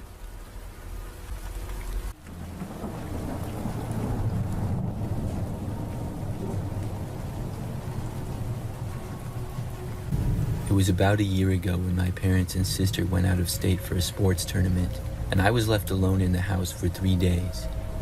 I'd never been home by myself for that long, and I thought it would be nice to have some peace and quiet. The first night went by without anything out of the ordinary. I watched a couple of movies, made some popcorn, and went to bed around midnight. I didn't think much of it when I woke up in the middle of the night with an uneasy feeling. It was not anything specific, just a weird sense that someone was watching me. I shrugged it off and went back to sleep. The next day, everything seemed fine. I spent most of the time inside, just relaxing and watching more movies. By the evening, the feeling started to creep up again, like there was someone there, even though I was alone. I checked the house to make sure that all the doors and windows were locked, and everything looked normal. I even walked around the yard for a bit to see if anybody was outside, but I didn't find anything. By the time the third night rolled around, I was starting to get a little jumpy. I woke up again between 2 and 3 a.m. and I heard footsteps outside. It wasn't anything loud, just faint footsteps like somebody was walking on the gravel path outside. My heart started to race a bit, but I convinced myself it was probably just an animal, maybe a raccoon or something. But I couldn't shake the feeling that I wasn't alone. I couldn't fall asleep again, so I grabbed my shoes and flashlight, and I went outside to check things out and ease my mind. I walked around the house, shining the flashlight around, but there was nothing. I was starting to feel stupid about going outside alone in the middle of the night when I heard something from the woods behind the house. It was faint, but it sounded like a branch snapping, like something was walking through the trees. I don't know what made me do it, but I walked towards the sound. As I got about halfway from my house to the edge of the woods, I heard a loud, blood-curdling scream. I don't know if it was an animal or human, but it's a wild area behind my house, and it could have been a fox or a mountain lion. Either way, I freaked out, ran inside, and locked all the doors and windows. I peered through the curtains, trying to see if I could spot anything or anyone. I opened the curtains to a man standing close to the window, staring directly at me. As soon as he saw me, he turned and sprinted towards the woods. I didn't sleep for the rest of the night, so I stayed up and watched more movies, and thankfully nothing else happened that night.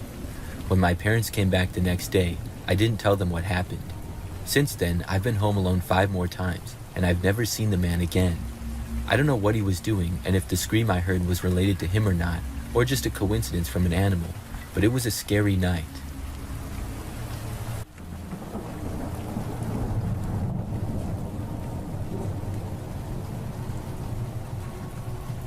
This is something that happened when I was in high school.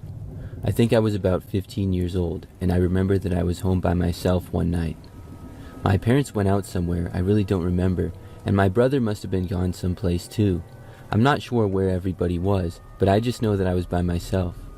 We had a dog back then whose name was Thomas, and he was home with me. I was doing my homework up in my room after my parents left, I remember. I was up there for a while and then came down at probably 8 o'clock or so to get something to eat. When I did, I was in the kitchen and Thomas needed to go out, so I let him out in the backyard. Our house was 2 stories and about average size, and it had a backyard of about a half an acre that was fenced in. There were a few trees around there, but overall it was a good amount of space for Thomas to run around. He would usually go outside and do his business, and then run around for a while and then go by the door when he wanted to be let back in. So I remember that after a while, I let him back in and then I went back upstairs. I returned to my homework, which would always take me a long time to do. I was pretty good at school and always had good grades, but homework would always take me forever. So maybe 30 minutes later, as I was still up there, I heard the back door to the house open. My first thought was that my parents or brother had returned home. They would never enter through the back door, but I thought that maybe they had already arrived back and I just hadn't heard them enter through the front door. I had been pretty preoccupied with my stuff, so maybe I hadn't realized. I decided to go downstairs at this point, so I got up from my desk, left my bedroom, and then headed down the staircase. The stairs at our house went down towards the back of the house between the dining room and back living room area. I made it literally 2 steps down the stairs when I saw someone down in the dining room. It was a man, but nobody that I knew. I instantly turned around and went back upstairs. I quickly ran back to my bedroom, went inside, and locked the door. I had just recently got a cell phone, however, I had left it downstairs. Thomas had not barked at all, which was kind of strange, but overall he was a pretty quiet dog and wouldn't always bark at strangers. I didn't know what I could do, so I tried to stay hidden in my bedroom. At first, I heard nothing from the intruder. I couldn't hardly hear anything from downstairs unless it was really loud though, like a door opening or closing. However, about 5 minutes later or so, I heard the man coming up the stairs. That's when things got intense. I was really nervous, and I literally hid underneath my bed. As the footsteps went down the hallway, they approached my room. They did not immediately go to it, but I heard another door being opened. Things were quiet for a while, and then I heard the footsteps again. I was kicking myself for forgetting my cell phone downstairs, or else I could have called the cops. The footsteps then made their way to right outside my door before the intruder turned the handle. He tried to open the door, but it was locked. He seemed to stay at the door for a few more seconds, which felt like a really long time. Then he walked further down the hallway. I heard another door open, and I thought about making a run for it, but ultimately chickened out. The man went in another room for a little while. Then I finally heard him walking away down the hallway.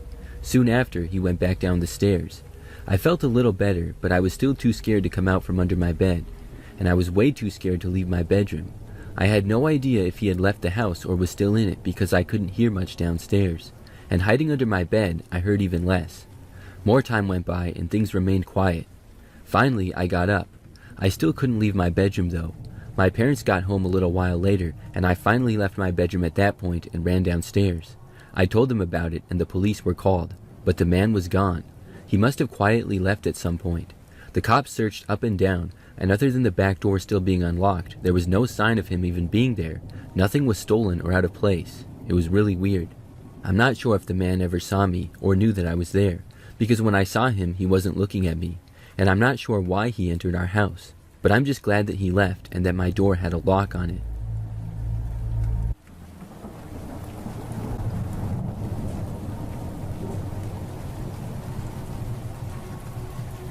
This happened over a decade ago when I was 12 years old. I live in a small town in Oklahoma, and in my neighborhood the houses are fairly spread apart, separated by woods. It was a school day, so my grandma picked me up from school and brought me home. This was the first year that I got dropped off at my house alone.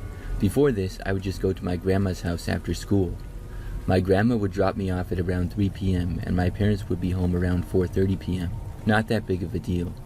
Today, for some reason, my dad wasn't going to be home until later, and my mom, a teacher, wouldn't be home until around 8 p.m. because she had parent-teacher conferences at the school. This happened in early fall, so it wouldn't even get dark until like 8:30 p.m. I did what I usually did when I got home. I ran upstairs, got my Xbox 360, and played Minecraft with my friends. That day, it was just me and my friend Seth. I was playing for about 2 hours when I heard a car door shut in my driveway. Nobody should have been home there until about 7 p.m. My house is set up to where the upstairs has windows that look over my driveway. So with my mic on and controller in hand, I went to the window to see who it was. Maybe my dad got home earlier than expected. I looked outside. It was a red truck. Nobody that I knew drove a red truck. The person pulled into the middle of my driveway sideways like he owned the place. When I looked out of the window, I saw a man with a hat wearing a big camo hoodie and jeans. It was September, so nobody should have been wearing a big hoodie and jeans in Oklahoma. By the time I looked, he was already almost out of view going up my walkway to the front door. I thought that maybe it was one of my dad's friends or somebody who my dad hired to do something, but he would usually tell me if somebody was going to be coming over. Soon after, I heard a knock at the door. I went to my other window that had a better view of the walkway up to the front door. I saw the guy walking back down the walkway. I switched to looking through the windows overlooking my driveway. I was relaying all of this to Seth with my mic still on. The man walked past his truck and tried to open my garage side door. At that point, my heart sank. I told Seth that this guy tried to get into my house. Mind you, it was literally broad day at like 5 p.m. Luckily, the garage side door was locked because sometimes we forgot to lock it. After he tried the door, he started walking to my back patio. I dropped my headset and I quietly ran downstairs to see what he was doing. I got downstairs and stood behind the wall so I wouldn't be visible to the back door or living room windows. I just listened. I heard him trying to open the door. Then I heard a thud. It sounded like he dropped a brick on the ground or something. At this point, I was more scared than I had ever been. I wanted to call my parents or grandma, but I didn't have a cell phone yet. The only phone in the house was in my kitchen. I would have to cross the living room to get there, and he would be able to see me if I went into there. A few seconds after the thud, I peeked around the corner, and he was gone. I ran back upstairs and put my headset back on, telling Seth that he just tried to open the back door as well. As I was telling him this, I heard a car door shut. This time when I looked out the window, he finally got back into his truck. I looked at the truck closer and noticed the only things he had in his truck were a crowbar and a shovel. He sat in his truck for what felt like a few minutes. During this time, Seth told me to get my iPod and take a picture of his license plate, but he was parked where I couldn't see it. Then he drove backwards out of my driveway and down the road. A few minutes after he was confirmed gone, I went downstairs to see what the thud could have been. I got to the back door and saw that the doormat was moved. Both large plant pots had been moved as well. He was looking for a key, and we did have a hidden key back there too. The key to the back door was under one of the smaller plant pots on a ledge near the door, not the bigger ones that he had checked under. I went to the front porch, and all those pots looked like they had been moved too. I don't know what I could have done if he was able to find the key or if he just broke in. After he left, I called my dad and told him what happened. When my dad got home, he had a cop come over and I told him what happened and gave him a description. The guy never came back.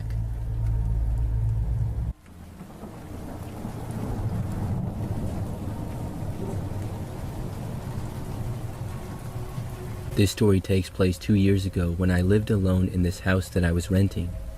It was in a quiet neighborhood, but it also had a lot of other houses in it pretty close by. So one night I worked late and arrived back home at about 8 or 9 o'clock p.m. I went inside and after changing I decided to cook something to eat. I went into the kitchen, which was located at the back side of the house. There I began to cook, which is something that I enjoy doing when I have the time. As I was right in the middle of this, I heard a knock on my front door. I stopped and wondered who it could be. It was late, so it automatically seemed weird. The only way to find out though was to go and look. So I paused my cooking and walked over to the front of the house. There I glanced out of a window to see who it was before I decided to open the door. When I looked, I saw a man standing there at the step. He was wearing a hood that was covering most of his head, so I couldn't really see his face. In fact, it made him look pretty sketchy because it also wasn't that cold out or raining or anything. And overall, if you want people to open the door for you late at night, maybe don't be hunched over wearing a hood. I thought, I'm not answering, and I walked back over to the kitchen. Literally right as I was walking over there though, I heard the doorbell ring. This was different than before because before he had knocked. I just ignored it though. I was curious as to what he wanted, but I figured that it wasn't worth trying to find out. I was still fairly new to my neighborhood in that particular area of the city, so I didn't know quite how common crime was, and I thought it best to just leave it alone. I resumed my cooking, and the guy did knock one more time. It was like 2 or 3 minutes after he had rang the doorbell. This I also ignored. I wasn't sure if he knew that I was home or not. I had a few lights on, but not all of them, so it wasn't super bright or anything. It made me think that he did know I was home though, based on how he rang the doorbell right as I was walking away. Still, after the second time he knocked, it stopped, so I figured that he had gone away and I felt better. In fact, like 5 minutes after I last heard the knocking, I quickly walked back over and looked out the window.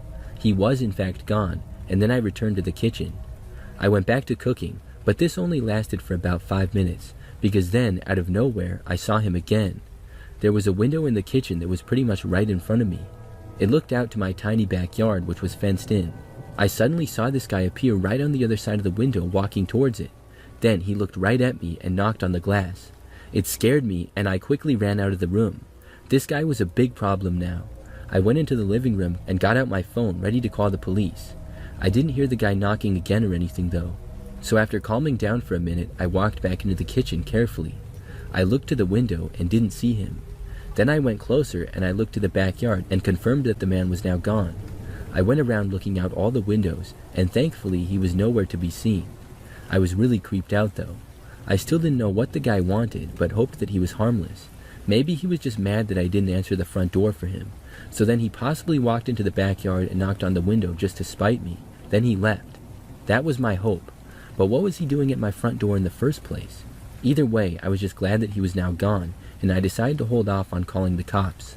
I was finally able to finish my cooking after that with no disturbances. I went into the living room to eat, and then relax and have a nice evening. I hung out in the living room for a while until I got tired. After that, I got ready for bed and went into my bedroom to go to sleep. So I remember that I fell asleep only to randomly wake up in the middle of the night. I woke up and then sat up to check the time.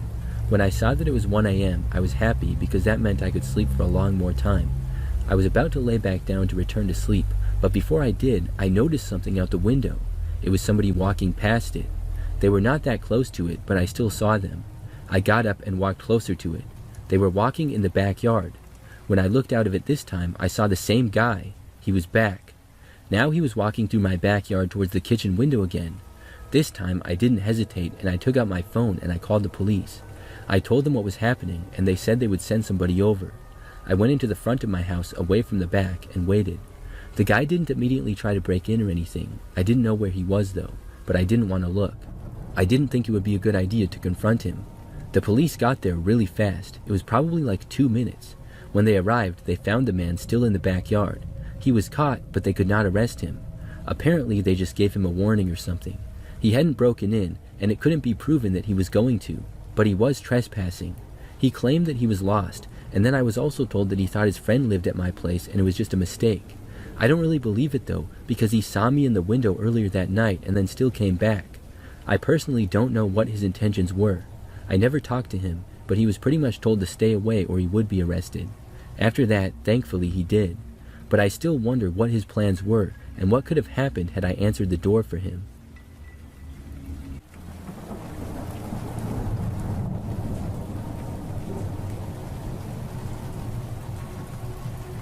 This happened when I was much younger. I believe I was about 12 years old or so. I remember that one night I found myself home alone. My parents were gone someplace, and my older sister went to her friend's house. This didn't happen very often where I would be home by myself, because I remember thinking to myself that it felt strange that the house was so quiet with nobody else there. I was inside of my bedroom doing homework, which I remember I had a lot of. It was about 8 o'clock or so and dark out when there was a knock at the front door. Immediately, it seemed strange to me. We didn't get too many door-to-door salesmen or anything like that. Still, I got up from my chair, left the room, and walked over to the front door. I remember that I didn't even bother to look out of a window to see who it was or anything. I just opened up the front door to whoever was there. A man stood on the front step and said hi. He was somewhat tall and thin from my memory, and had darkish hair. The man asked if my parents were home, and I said no. I figured he was some type of salesman or something. After I told him that my parents were not home though, he did not immediately leave. He kept standing there, and then he asked if he could come inside. I told him no, and the guy didn't say anything right away after that. So I remember that I just closed the door and then locked it. I thought that it was really weird. I then went to the window and looked out. I saw the man walking away back down the driveway. Then I went back to my bedroom to continue with my homework. It didn't take long for me to get really focused. But then just about 10 minutes later, I heard another noise. It sounded like somebody was trying to open the back door to the house. I did not get up to go look though. I was too scared. I stayed in my bedroom and listened. The noises didn't last very long though, and soon things became quiet. That's when I decided to get up and go look. I really didn't know what was going on at the time. I was hoping that it was just my imagination or something with a logical explanation, but I think that I also knew that was kind of unlikely. When I left my bedroom and went down the hallway and towards the living room, I then entered the dining room at the back end of the house. It was there that I noticed through a window the same man who had been at the door. He was now standing in the backyard. I quickly turned and ran back to my bedroom. I don't think that the man saw me. When I got back to my room, I got the phone and I called the police. I reported the guy for trying to enter the house, and then I hid in my bedroom. I just remembered that I went under my covers and I didn't hear or see anything for what felt like a long time, Eventually, the police got there. They actually found the guy hiding in the backyard behind the shed when they arrived. I really thought that he would have left. I didn't know who the guy was, and my parents and sister didn't either. I'm really glad that he was not able to get inside of the house.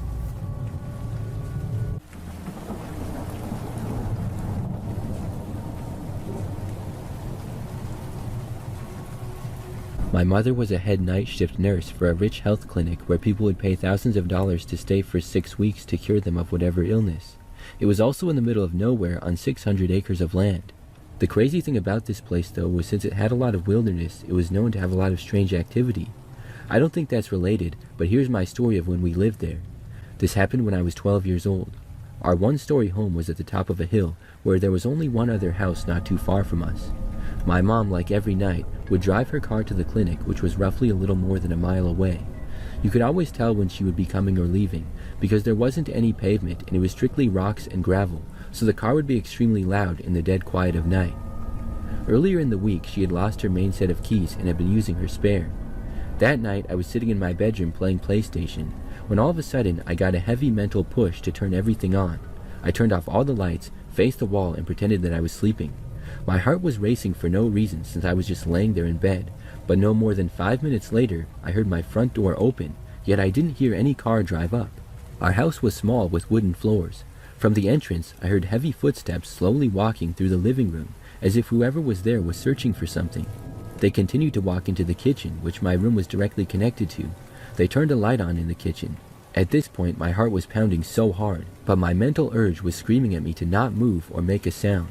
The steps walked through the kitchen and stopped at the entrance overlooking where I was fake sleeping. It felt like an eternity as I helplessly laid there with my eyes closed, focused on not moving while this person just stared at me.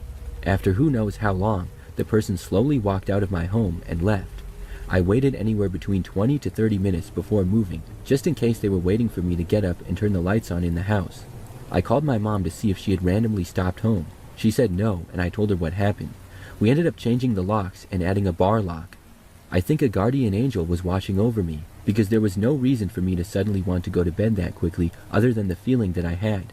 It was so strange because it wasn't that late, like 11 p.m., and it was summertime, so I didn't have to wake up for school. Nothing was missing from the house that we knew of.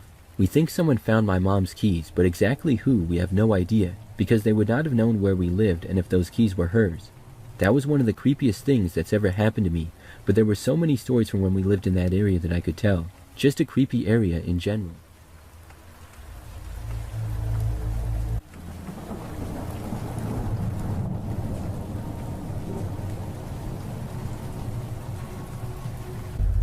When my brother and I were around 12 years old, in like 2006, we were at my dad and stepmom's house in the afternoon, probably around 3 p.m., so still broad daylight.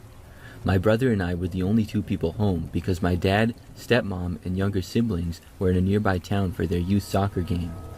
The two of us were lounging in my dad's room, which was located at the back of the house, and watching a movie when we heard a knock on the front door. My brother and I grew up with our single mom, and we were latchkey kids, so being home alone and having people stop by wasn't concerning or weird for us, especially back in those days where it was more common for friends to drop by your house to see if you were home, since not every kid had a cell phone to keep in touch. But on this day, we were at my dad's house, like I said, and I didn't know anybody in the neighborhood, so the knock on the door was weird since none of our friends or relatives lived nearby to come over randomly. Both of us wanted to ignore the knocking and wait for the person to go away, but being latchkey kids in a house where it wasn't normal for people to stop by unexpectedly, my instinct was to go and make sure that the door was locked. We knew better than to go out and make our presence known, and we for sure were not going to open the door. But in my mind, there was no getting around one of us going to make sure nothing was unlocked. I knew my brother, and I could tell that he wasn't going to do it, so I volunteered because it was an overwhelming priority. I got up and stealthily creeped down the hallway leading from my dad's room to the front door. There was a window next to the door, so I crouched around and very carefully peeked between the blinds before I reached out, twisting the door lock as silently as I could. It had been unlocked, so I'm very glad that I went to check. When I was peeking out the window, I saw a middle-aged man, slim and tall but not huge. He was bald on the top, with some short salt and pepper hair wrapping around the sides of his head. He had his hands behind his back. I can't recall if it was one hand or both, and in one of his hands was a metal object that I took for a knife, but to this day I can't say for sure what he was holding. He did not see me looking at him through the window, or if he did, he at least didn't look at me and let me know that he knew I was there. The way our house was designed, the front door was not visible from the street because there were bushes and tall trees blocking it. My 12-year-old heart sank knowing this random guy was at the door with what I thought was a knife behind his back, or at the very least a metal object that the man felt was necessary to put behind his back.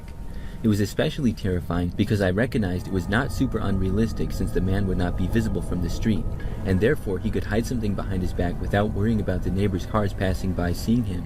This house would be a good target for somebody looking to do bad stuff, since you'd be shielded from being seen. At this point, normal paranoia became full-on fight-or-flight panic mode. It was like a switch was flipped from me just checking to see if the door was locked, to thinking there was a guy with a knife at the door who wanted to kill us. I creeped back to my dad's room and told my brother what I'd seen. He grabbed the house phone. I can't remember if there was one in my dad's room or if he had to go to another room, but before long he was speaking with my dad on the phone. My dad immediately instructed us to let his dog, a Rhodesian Ridgeback, in from the backyard. Let me tell you, in a situation of pure terror, having a big loud dog was the only bit of hope and relief. From there, my brother and I locked ourselves in a bathroom by the front door, not sure why we decided to hide in the closest room to the guy outside. But from inside the bathroom we called 911 while my brother clutched a kitchen knife, both of us crying and struggling to get words out to the operator. While in the bathroom, I heard the front door handle being twisted around, which would have meant that the guy was now trying to enter the house. The bathroom was only about 7 feet from the front door, so I could hear it loud and clear. I have such a vivid memory of us huddling in that bathroom, feeling truly helpless and out of control of what might happen next, with the only comfort being the noise of the dog barking at the front door. If the guy decided to kick the door down, he'd have to deal with a big dog and then have a knife fight with 2 kids. I was really hoping that the dog would hold it down for us, because I didn't like our odds if the man at the door got past him. Before long, the cops arrived, and shortly after, my dad and stepmom got home too. The guy was gone by then, and nothing ever came of it. To this day, my dad's theory is that the guy at the door was his neighbor coming over to complain, because apparently his dog would always bark at the neighbor while he was doing yard work. So my dad thinks the neighbor was trimming the bushes, and therefore just happened to have clippers or something in his hands when he came over to complain. Sounds reasonable enough, but I wish I had asked at the time to see the neighbor, because then I could truly identify him and know what the situation was. Personally, I'm open to my dad's theory, but it always seemed to me that my dad clung to it more for his own comfort, since the alternative would have been a parent's nightmare. If it were the neighbor though, some things didn't make sense. Like the guy conveniently showing up when no cars were in my dad's driveway since they left to go to the soccer game only 20 minutes prior. Seems like coming over when it appeared nobody was home would be a weird thing if you expected your neighbor to answer the door. Also, the guy trying to twist the handle was not a very neighborly act, trying to enter someone else's home while they're gone.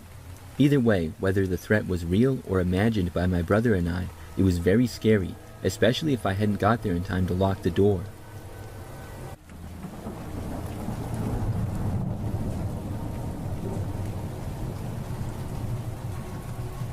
This is something that happened not too long ago. I live alone in a smaller house that I'm renting. It's in what I would describe as a pretty average neighborhood. I've lived here for a little over a year and have gotten used to things. So one night it was getting late and I was about to go to bed.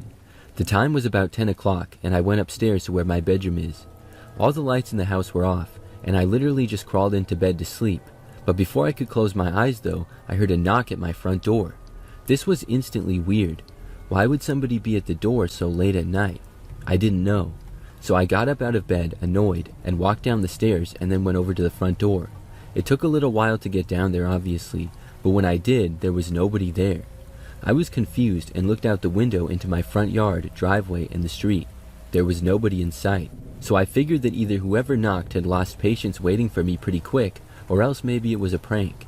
Possibly some kids playing ding-dong ditch.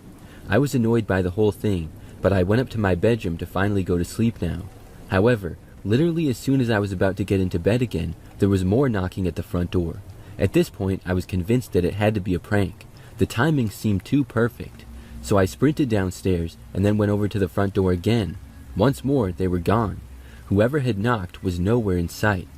This time, I decided to wait around for a bit and see if whoever was there would return. So I stayed by the window, but tried to keep myself hidden. As I waited, I was expecting to see someone return to my property, probably some teenage kid or something, but nobody came back. I stayed there watching for like 15 minutes and then decided to go to sleep. I figured that they would not come back, and I went up and went to bed. This time, I was actually able to fall asleep. However, I was woken up in the night. It was 2 o'clock in the morning, and as soon as I awoke, I heard the sound of someone banging on my front door. Not just knocking like it was before, but this time it was like the person was trying to knock my door down. And it wasn't just one steady set of knocking, it was almost constant banging. I got up out of bed, and this time felt nervous to go down and see who was there based on the loud bangs. But still, I went down the stairs to look. When I was just about at the bottom of the stairs, they stopped. And by the time I got there, once again, the person was gone. There was nobody there. I stayed by the window and looked around. I could not believe how I kept missing this person, whoever they were. As I stayed there though, about a minute later, I saw a car slowly drive by down my street. It was a pretty average looking sedan, and there was nothing that stood out about it. Plus, I could not see anything about the driver because of it being nighttime and dark out. But the car drove by really slow and then was out of sight. And my street is normally very quiet, especially at that time of night, so I think that was the person who was knocking on my door, but obviously I can't confirm that. After that, I stayed by the window a little while longer, and then eventually went back upstairs and went to sleep. I was not woken up again that night by knocking or anything, and the next day things were fine. That was a few weeks ago, and nothing strange has happened since, but I still have many questions about that. Who was knocking on my door, and why? It was so crazy how I kept missing them and never saw who did it. It's like they knew when I was going downstairs, and maybe they could hear me with it being so late, I'm not sure. But I'm wondering if that car that drove by was in fact the culprit. I'm hoping that it was just somebody pulling a prank on me and it's an innocent joke. But the fact that they knocked twice at 10 o'clock and then came back 4 hours later at 2 a.m. is really creepy. Plus, the way they were banging on my door that last time was really bad, and I seriously wondered if they were trying to break in. I'm wondering if this person will come back.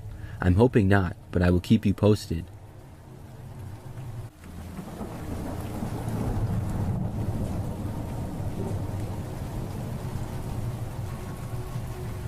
This happened quite a while back, probably over 10 years ago now.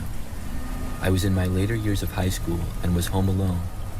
My parents were at a wedding that required them to stay in a hotel, and my brother worked the night shift.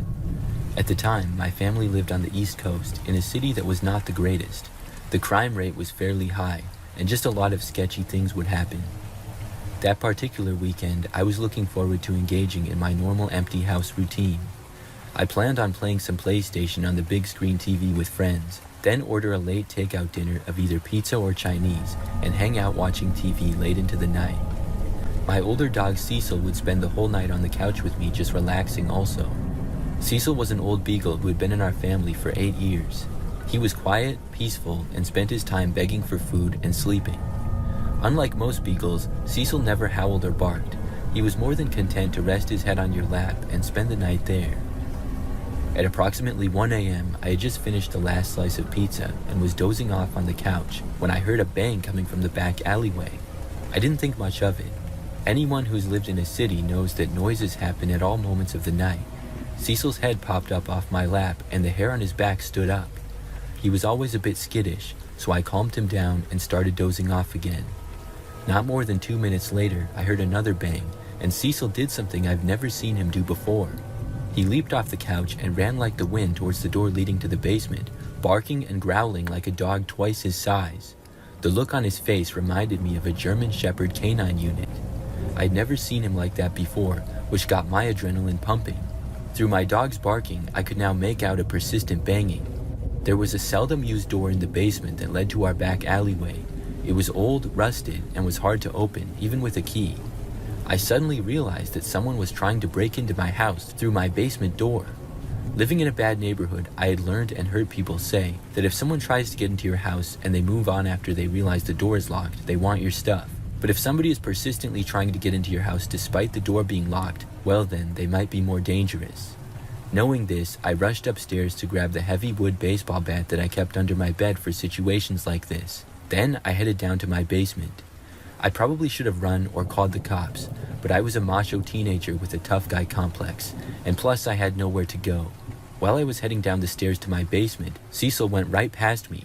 Suddenly, on the other side of the door, I heard a man's voice say some curse words, and the banging stopped as he ran away hearing the aggressive dog barking. I didn't call the cops or anyone else, which was probably the dumbest thing I've ever done. I just sat up for the rest of the night with the wood bat in my hand. My brother came home that morning, and I told him what had happened. We went to the basement door to check it out, and when we gave it a tug to open it, the whole door fell off. This psycho was one good shove away from getting into my house, but old Cecil scared him off. My fat, lazy old dog could have very well saved my life. When I tell this story to people, they dismiss Cecil's actions as a dog doing what a dog was supposed to do, but I will tell you that Cecil never barked or moved that fast in his life. It was almost like he knew the urgency, like he knew that the door was going to give in soon.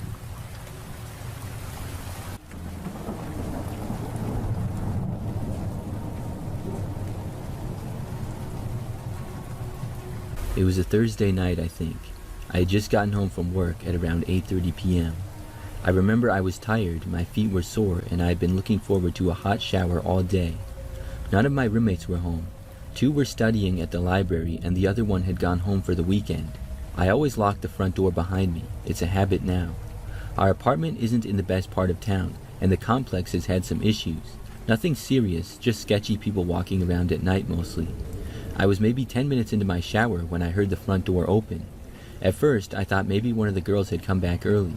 I waited, listening, but didn't hear any voices, just footsteps. Not heavy ones, just the soft, slow kind that make you feel weird when you hear them.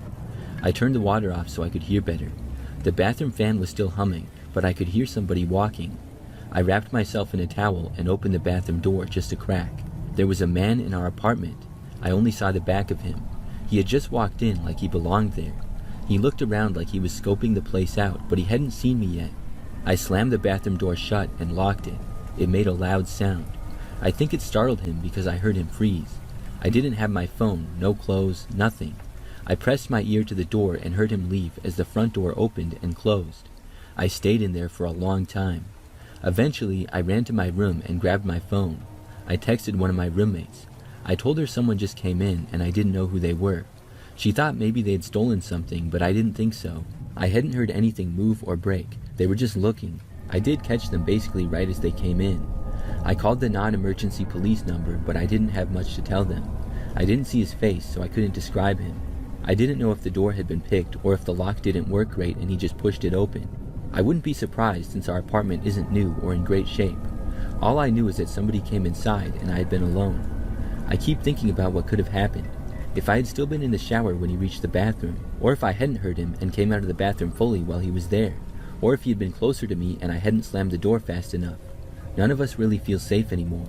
We've started checking the door multiple times a day. One roommate carries a taser now and another has a knife. We've only lived there for 3 months, and 2 bad things have already happened.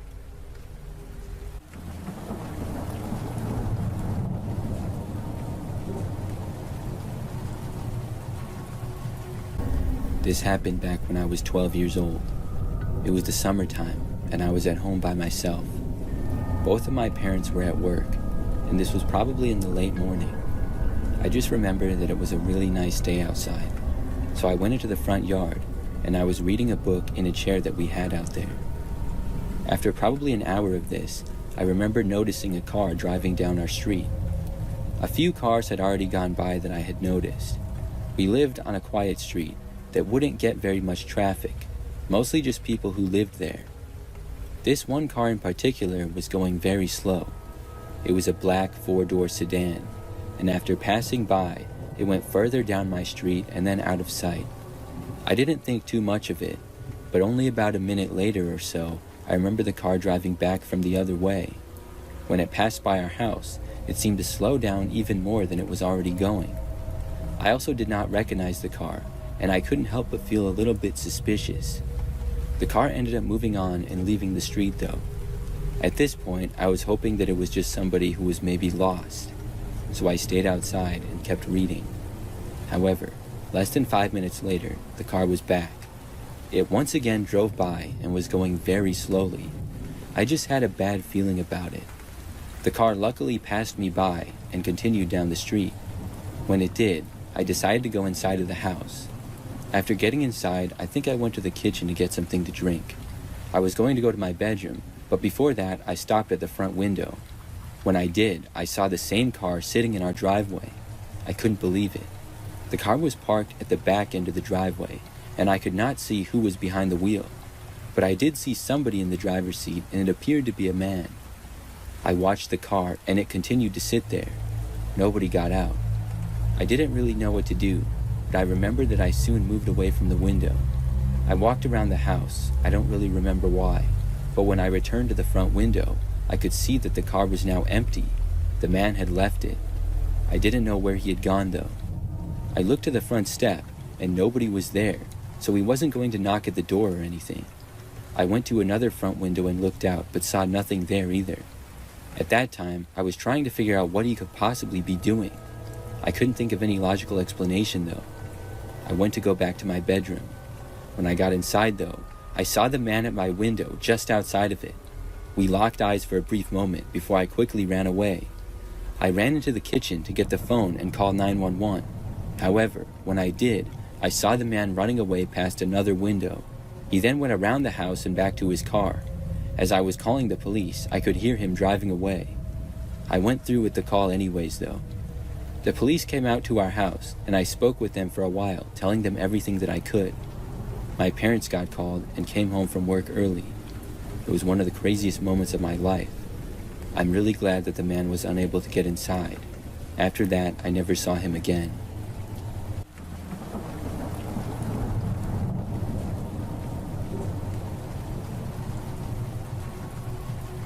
This happened not that long ago. It's something that's really crazy, and I'm sure that I will never forget. So it was a normal night, and I was relaxing on the couch watching a movie. For some background, I live alone in a 2-bedroom apartment. I used to have a roommate, but she moved out after the lease ended. However, I decided to renew the lease and just live there by myself because I could afford it. I didn't feel like moving all my stuff to another unit, and I decided to just use the extra room as my office, as well as some extra space to store all my stuff. The apartment is on the 3rd floor of the building, which was built in 2018. On this day, I had gone to work like normal, went to the gym, and then came home. I hadn't left after that. So there I was, sitting on the couch, watching a movie. It was getting to be pretty late at night. Out of nowhere, I heard the sound of things falling down coming from the other room. It sounded like from my office, possibly inside the closet in there, but there was also a chance that it could have been from the hallway or from another person's apartment. It happened pretty fast, and the sound lasted for a total of maybe 2 seconds. Instantly, I was nervous, but I told myself that I was just being scared for no reason. I wanted to go look, but was too scared to. Other than the living room, all the lights were off in my apartment. I didn't hear any other noises, so I figured there was just stuff falling over. I did have a good amount of junk in the closet. I didn't know why it would just randomly fall though, but it was definitely a possibility. I procrastinated going to look and kept watching the movie. However, I was getting more and more creeped out, and I knew that I wouldn't be able to sleep that night unless I went and confirmed that nothing was there. It might sound crazy, and I certainly thought that it was, but I still felt paranoid. What on earth could it be other than just junk falling though? So I decided to go and look. I psyched myself up and then walked over to the office. I turned on the light in the hallway and then turned on the light to the office. At first, everything seemed fine. I didn't hear any noises or see anything. Then I walked in and went to the closet. The door was closed. It was a pretty large closet, nothing crazy, but you could easily walk in. When I opened the closet door, it was dark in there, but I instantly saw a man. As soon as I did, I just took off running. I could not believe it, and everything I did next was just a reaction. I ran to my front door and left my apartment. Thank God I still had my phone on me. I ran out into the hallways and called the police. I told them some guy was in my apartment. Then I walked around the hallways in a daze until they arrived. I was freaking out because I honestly did not expect that at all. When the police arrived, they entered my apartment. Surprisingly, the man was still in there.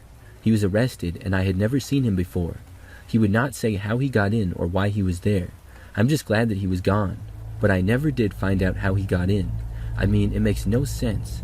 My place is on the 3rd floor, and the only entrance is the door. I must have somehow forgot to lock it or something. Maybe the lock is broken. I really don't know. What I also don't know is how long he was in there for. I'm going to be creeped out about this for a long time. I'm just glad that I didn't get hurt or anything.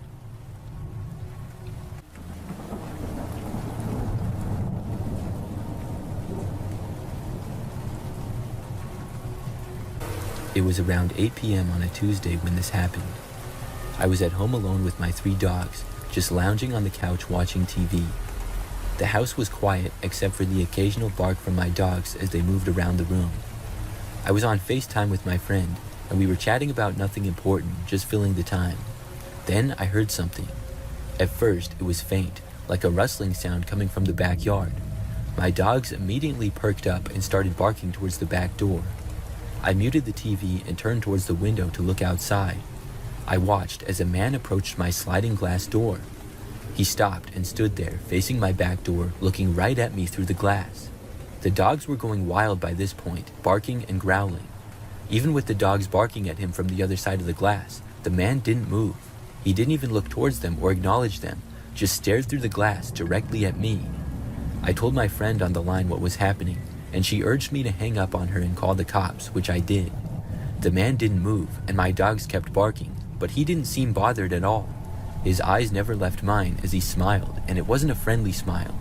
He also kept mouthing something at me through the glass. I'm not the greatest lip reader, but to me it seemed like he was mouthing, "Don't look away," over and over again. I just sat there staring back at him, waiting for the cops to arrive. It was so unsettling, but I didn't want to leave the room and lose sight of him. So I would know right away if he began to try to break into my house. The man never did anything else though. The whole time he just stood there staring at me with that eerie smile, his mouth repeating those words, "Don't look away." Finally, after what felt like hours, I heard the sirens in the distance. I was hoping that the cops wouldn't use their sirens so that maybe the man would be caught. The cops were pulling outside, and everybody in the neighborhood knew it with their lights and sirens, including the man outside my sliding door. He took off, and the cops couldn't find him nearby. I haven't been home alone since then, and I never want to go through that again. Every time I look out that back door now, I picture the man standing there staring at me.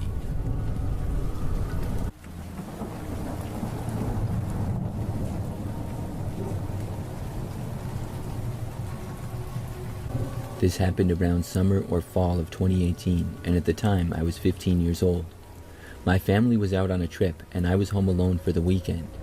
When my parents left, I had mixed emotions of happiness and worry, because this was my first time home alone. That night it was around 10 p.m., and I had gone downstairs to feed my dog, and I realized that my back door was wide open. This wasn't unusual because I normally leave it open for my dog to run around outside, and my back garden is fenced off, so I normally don't worry. After feeding my dog, I closed the door and locked it. When I went back upstairs, I thought I heard a noise of shuffling somewhere around my house, but I just shrugged it off as my dog getting into her bed. I live on the 3rd floor of the house, so I have to get up on a ladder to get into my room. I sat there playing games for a couple of hours, and I was about to go to sleep at around 1 a.m., but I decided to get food before sleeping. As I entered the kitchen, I found the kitchen door open a bit, but not fully open enough for a person to fit through. I dismissed it as bad memory, thinking that I had forgotten to close it. Walking through the living room, I saw my dog seated in a corner looking scared and worried. For context, my dog is a small French bulldog incapable of hurting anyone, so seeing her like this worried me a bit. But sometimes she gets scared at little things or nothing at all, so I didn't think anything about it really. Fast forward to me being back upstairs. I felt myself drifting off while watching some random TV show I can't remember, when I heard my downstairs stairs creak. I started drifting off again until at one point I fell completely asleep. I remember waking up to a sound, not even sure what it was, but I just woke up. I slowly opened my eyes, and to my absolute horror, I saw a man with half his body peering through the hatch leading up to my room. Somehow I managed not to scream, and I pretended that I was sleeping and didn't see anything. I would say it was about 30 seconds before I heard the creak of my ladder as the man went down the ladder, but honestly it felt like hours. As I heard the door close to my brother's room, which you must walk through to get to the stairs to go back down to the first level, I reached for my phone and dialed the police. Surprisingly, it took them only a few minutes to show up at my house, and they did a quick sweep of the house to no avail. I slept at my grandma's for the rest of the night and the rest of the weekend, but I didn't get much sleep anyways. From then on, I was too scared to be home alone at all, and I always remember to lock my doors now.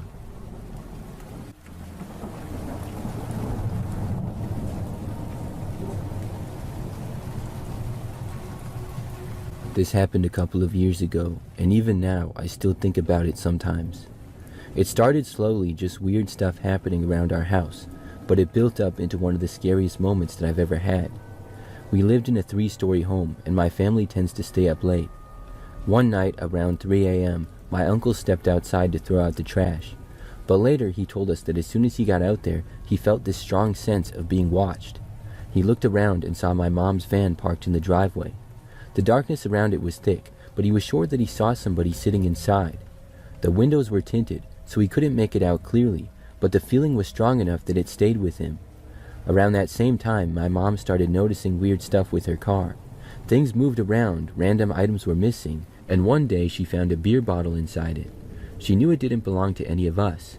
She used to leave her car unlocked because we all trusted the neighborhood, but after that she started locking it every time.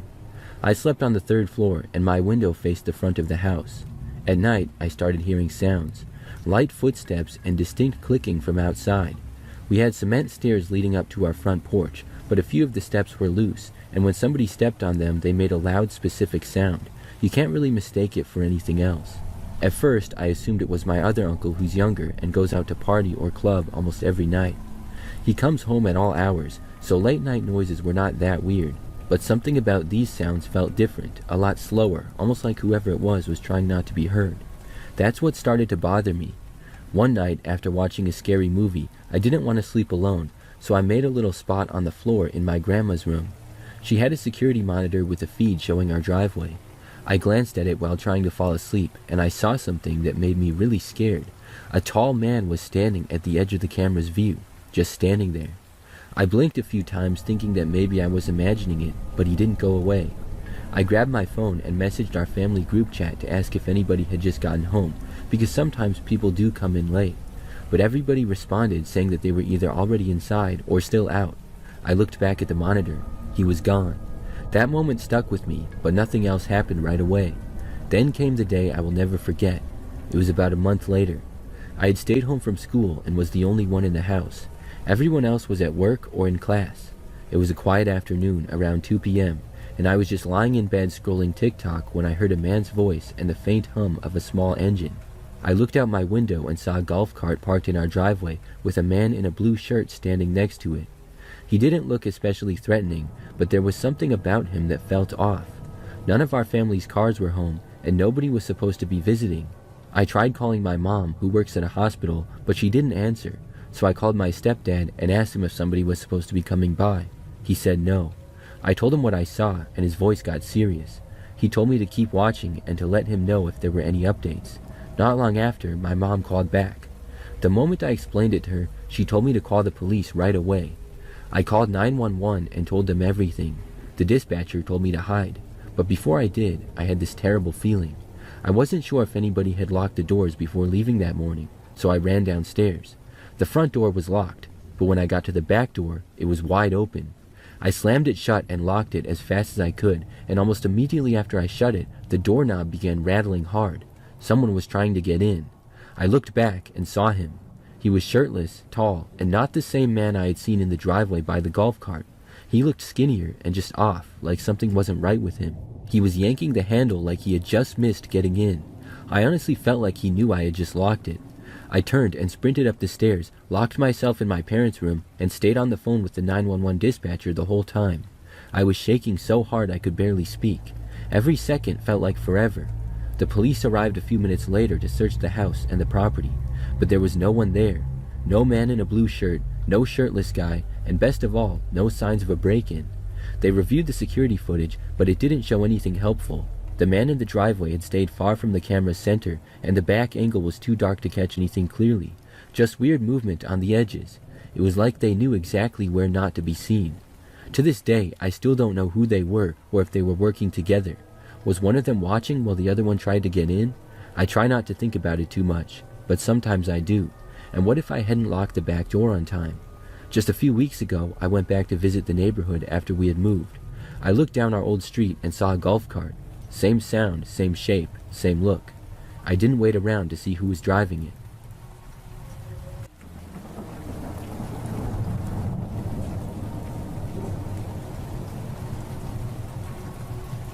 This happened when I was in high school. I'm a male and was 14 years old at the time. I lived at home with my parents, and one Thursday afternoon, I got home from school at the usual time. Normally, both of my parents would be gone for a few hours after I got home from school. They would both still be at work, and they worked in the city. So on this afternoon, I had a little bit of homework to do, but not that much. I went up to my bedroom to get it out of the way. My room was upstairs in the house and on the back side of it. As I sat up there doing my work, about 20 minutes into it, I heard a car pulling into our driveway. I thought that it was either my mom or dad arriving home early from work. I paused what I was doing and got up to go downstairs and say hi. However, after getting to the main level of the house, I looked out of the front window to see a random car in the driveway. I had never seen it before. It was a fairly large SUV like a Chevy Tahoe and was black in color. Right after I noticed it, I saw the doors open up and 4 men got out while one stayed in the driver's seat. At that point, I moved back quickly and away from the window. I had never seen any of these men before and didn't know who they were, but they were all headed towards the house. And they didn't look that friendly either. It just looked sketchy. The men did not go to the front door though. Instead, I noticed through a side window that they were going around towards the backyard. Then the car that was in the driveway backed up and left. I ran back to my room at that point to get my phone. When I did, I looked out of the window and saw the men all going towards the woods in our backyard. We had a large woods mostly on our property that was towards the back end of it.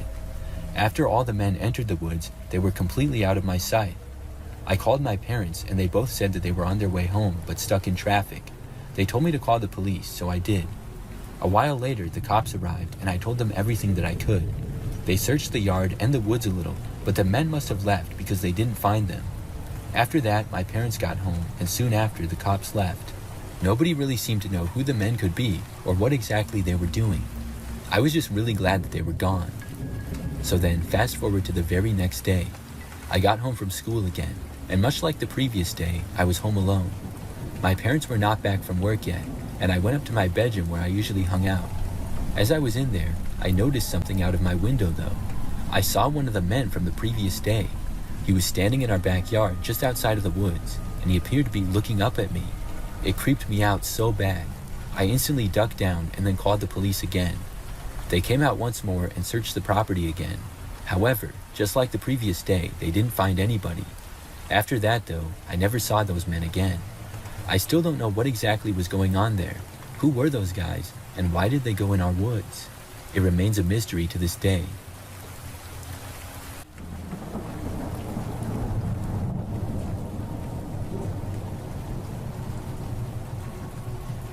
I was home alone between school and work one day. I was 17 at the time and my mom was at work.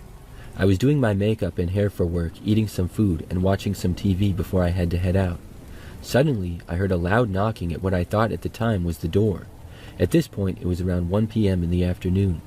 My mom occasionally came home for lunch around this time, so I figured it was her at the door since I parked crooked in front of the garage. I heard the knocking again and hurried out of my room, figuring she was angry since she always tells me not to block the garage. I got to the peephole and looked out, but she was not there. Confused, I went to grab my phone to call her to ask if she needed me to move my car. To set the scene a little, my front door opens into the living room. Then it's a super open living room and kitchen area. So walking from the front door to my room, I could see out the big window in the kitchen. I heard the loud knock again, and this time realized that it was coming from the window, but I didn't see anything since the curtains and blinds were covering it up. A few months prior to this, we saw some younger teenage boys messing around our backyard. In all seriousness, I figured it was them again, so I went to open the window to tell them to go before I called their parents. Once I opened the blinds, my heart dropped. All I saw was the corner of a black t-shirt and the arm of a man. It was very obvious that it wasn't the 12 to 14-year-olds that we saw earlier that week. It was a grown man. I grabbed my dogs, ran into my room, and locked the door. I'm not sure why, but I didn't call the cops. I just called my mom on my way to work. Let's just say my mom was beyond freaked out and scared of what could have happened to me. The next day, she looked at our neighborhood app. The first post was an update on the string of robberies throughout the neighborhood. The guys come dressed in all black, get into your backyard, pound on your windows waiting to see if someone's home, and if not, they break in or pick the lock. Up until I opened the blinds, I didn't look outside or answer the doors whatsoever. If I hadn't decided to check that time, they most likely would have broken in. Basically, in this post on the app, they stated that the men had finally been caught that morning. The same day after knocking on my windows, 30 minutes after seeing me and leaving my house, they broke into a house in the neighborhood next to ours, which had a security system that silently alerted the authorities. My mom put up cameras all throughout the front and backyard after that incident. I still get freaked out thinking about what would have happened if I didn't open the blinds and if those men broke into my house.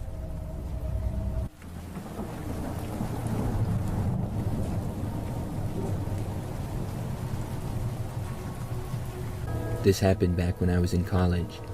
I was a freshman and living in the freshman dorms. It was a large dorm building and my floor was all female. I had my own dorm room, which was very nice, because I didn't have to share it with a roommate. Other than the little bit of extra space though, it was a pretty typical college dorm room. The university that I went to was large, and I quickly made a good number of friends. It became a normal routine for me to spend time with my new college friends quite a bit. We would do homework and study together and hang out on the weekends. Sometimes I would go to parties with them or sports games and things like that. One weekend, I was with my friends until really late at night. I hadn't even been drinking, but I stayed out until like 2 a.m. I got back to my dorm room and was so tired that I pretty much went right to sleep. And in doing so, I forgot to lock the door to my room. The next thing that I knew, I was waking up sometime later in the night. When I awoke, I saw that it was still completely dark out. But the very next instant, I heard that my door was opening.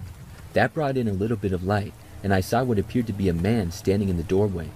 He appeared to be looking at me, but in the lighting, I only really saw a silhouette mostly. But even with what little I could see, the man did not appear to be a college guy, and certainly not anybody that I knew. I kept watching, wondering what was going on. He didn't say anything, but just stood in the doorway looking at me for at least a minute. Then the man opened the door even more and was completely inside my room. He slowly and quickly closed the door behind him. At this point, I was really creeped out. When he was closing the door though, I got a good enough look at him to see that he was way older than most college students. He was at least in his 40s, probably his 50s if I had to guess. The man stood in the doorway for a little while. I was sort of pretending to be asleep, opening my eyes a tiny bit. The room was so dark though that it was hard to see anything, and now that the door was closed, it was even more difficult to see. The man then moved so that he was sort of out of my sight, going behind the end of my bed. I knew that I had to do something. I quickly sat up and reached for the drawer of my nightstand that was next to me. My dad had bought me some pepper spray and gave it to me for protection at college. I had never actually taken it out with me because I didn't think that I would ever need it, so I just put it in my drawer. But now, I was really glad that my dad had got it for me. After I got up, the man heard me and he moved out from where he was. He did not leave my room though. Instead, he started walking closer to me.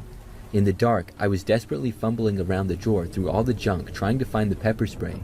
Thankfully, it was open because of course my dad had demonstrated to me how to use it.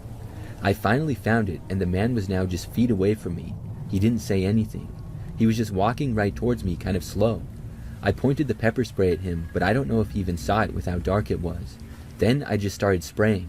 At first, I didn't know if it did anything because the man didn't run away. In fact, he got even closer.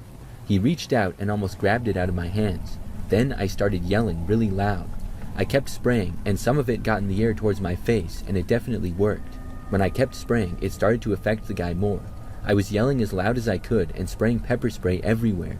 The combination caused the man to finally leave. He quickly ran away and out the door, then he left. I went over and locked the door, and for a few minutes I was too shocked to do anything. It all happened so fast, and I was shaking from the experience. Soon there was a knock on my door. I didn't want to answer it and was still holding the pepper spray. Then I heard a voice say, "Campus safety." Only then did I go over and look through the door. I saw that it was in fact a campus safety officer. I answered, and he said that there was reports of loud yelling and wanted to know if everything was okay. I told him what happened, and he ended up contacting the police. There was a search for the guy, but he was not found. I still don't know who he was. That was the only time anything like that happened to me in my time at college. I'm really glad that my dad got me that pepper spray.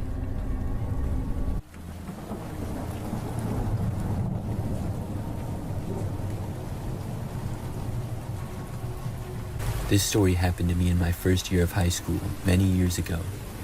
First off, let me premise by saying that I clearly understand how dumb of an idea this was.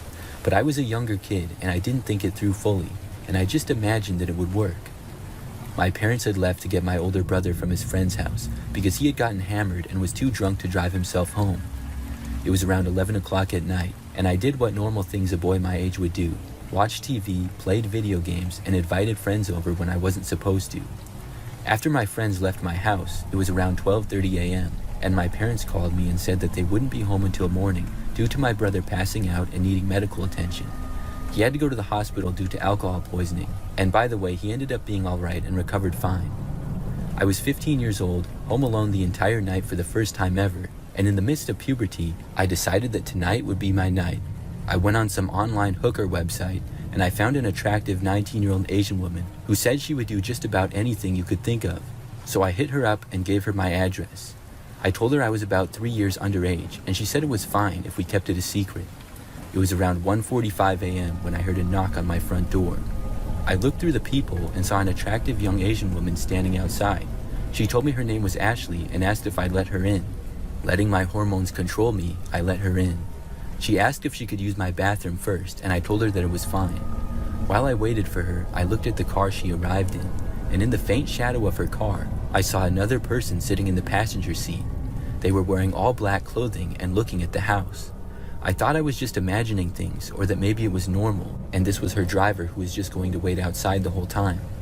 10 more minutes went by, and she still hadn't left the bathroom, and as I was waiting, I heard footsteps walking through the rocks into my backyard.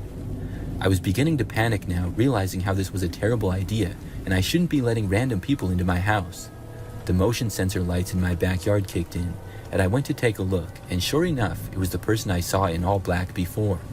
Once they noticed I could see them because of the light, they booked it back to their car. The girl, who then came out of the bathroom, said that I scared her partner off, and that she was going to go out and get him.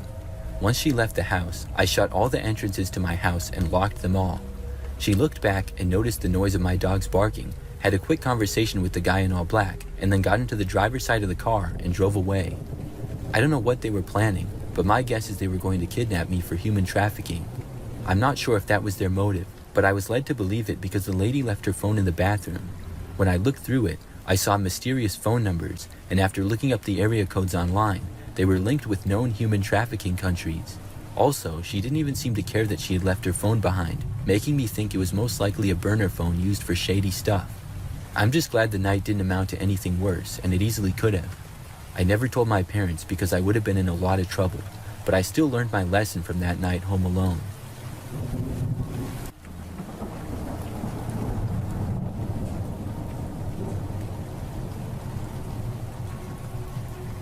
This is something that happened at the last apartment building that I lived in. Overall, it was a pretty nice place. The building was fairly new, and it wasn't super cheap or anything. I liked living there for the most part. It wasn't perfect, but it was still pretty good. The apartment complex consisted of 3 buildings. 2 were right across from each other, and then the third was next to the first building. Running between all the buildings was a parking lot, and then there were sidewalks going all around the property. Surrounding the property were a few residential roads on one end, and then some commercial businesses on the other. Each building had 4 floors to it, so overall the apartment complex was pretty average. So one evening I was at home by myself and had recently gotten home from work. I think it was probably like 7 p.m. or so, and it was dark out by now. I got a call on my cell phone from a number that was in the same city as me, but the person was not in my contacts list. When I answered it, it was a woman's voice, and she said that there was a package for me in the mailroom. She said that she was one of the managers of the apartment complex, and she was letting me know that the package had been there for a couple of days, and maybe I didn't know about it and I should come and pick it up now. I was not aware that there was a package for me there, so I said thanks for letting me know. In fact, I hadn't ordered anything in a while, so I wasn't really sure what it could be. She asked me if I was home right now, and I said yes, and then she said that I should come down right now and get it, so I said that I would. Then we hung up, and I got my shoes on and left the apartment. My place was on the 3rd floor, so I walked down to the elevator and then got in it and took it down to the 1st floor.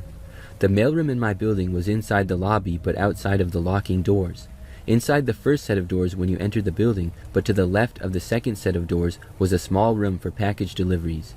It was accessible to delivery drivers and DoorDash people that way, but it also meant that people could potentially steal the packages. However, I had never had a problem with that. So I walked off the elevator through the empty and quiet lobby and then went out the first set of doors. Then I turned and entered the small mailroom, and there was nobody else in the mailroom. There were a number of packages lying around though. Many people would take forever to pick up their packages and probably didn't even know that they were there. So there was always like 10 or 20 boxes just sitting around on the ground or on the shelves. I looked around and picked up every single package and looked at the name, but there wasn't any that were for me. I was confused. In the time that I was there looking, I remember hearing the doors from the outside open, and I glanced over to see 2 large men enter the building. But they did not go in the second set of doors. Instead, they just stopped and stood around by the second set of doors, indicating that they did not live there. My thought was that they were waiting for somebody to come down and let them in. I just continued to look for my package. I literally picked up every single box in the mailroom twice and read every single name. But there was nothing for me. I was so confused now. I even opened up my small mailbox that was also in the room, but that too was empty. Why had this woman called me and told me to get my package now? I know that she had told me it was in the mailroom. Had she also called the other 20 or so people who had packages in the mailroom as well? And now it wasn't even there. Also, it was past business hours in the apartment offices, which closed at 5 p.m., so it was strange that she was calling me after hours for this as well. I had the idea that maybe she took the package to the office, although it seemed like a long shot, or maybe she had mixed me up with somebody else and called the wrong number. I didn't even know who this woman was. I had only briefly met one staff member of the apartment complex when I picked up my keys moving in long before this. So anyways, I decided to go back in the building. But now I had another dilemma. These two large men were still just standing by the doors, and had been there for like 2 or 3 minutes now, as I had been aimlessly searching around for my non-existent package. I didn't want to be the one to let them in, but as I walked over, figured I had no choice. We were not supposed to let people in the building unless we knew them, obviously, so I would prefer that whoever they were waiting for would let them in. As I made it to the lobby, I had the thought to just leave the building and then walk around and enter through a side door, but I told myself, no, don't be weird like that, just go in. So I walked over and unlocked the door with my key fob, but I was not going to hold the door open for these guys or anything. Hopefully they would be nice and not go in, but wait for their friend or whoever. As I walked past them, they said nothing. When I opened the now unlocked door, I heard them instantly start to quickly walk towards me. Before the door was even starting to close, one of the men grabbed it in a borderline aggressive fashion. They basically barged in right behind me and didn't say anything still. It kind of ticked me off, but I just ignored it and started walking into the lobby. The two men followed. I turned to the right and decided not to use the elevator. If these men were going upstairs, that would be really awkward, so I turned to the right to take the hallway down to the stairwell. But when I turned right, the men did as well, going right past the obvious elevator. So now, either A, they were going to a room over here, B, they just wanted to take the stairs for whatever reason, or C, they were following me. I hoped that it was not C. I walked down the hallway until I reached the doors to the stairwell. When I entered them, soon after, the men did as well. They were walking maybe 10 feet behind me. By this point, I was really nervous, so I decided to just leave the building. Before turning to go up the stairs, there's an exit door which is a side door to the building. As I walked, instead of going past it, I just opened the door and left. When I did, unbelievably, both men left the building as well. Now I knew that they were both following me, and I had no clue who these guys were. Basically, just out of instincts and a reaction, I just took off running. I sprinted down the sidewalk heading towards the now back side of the building.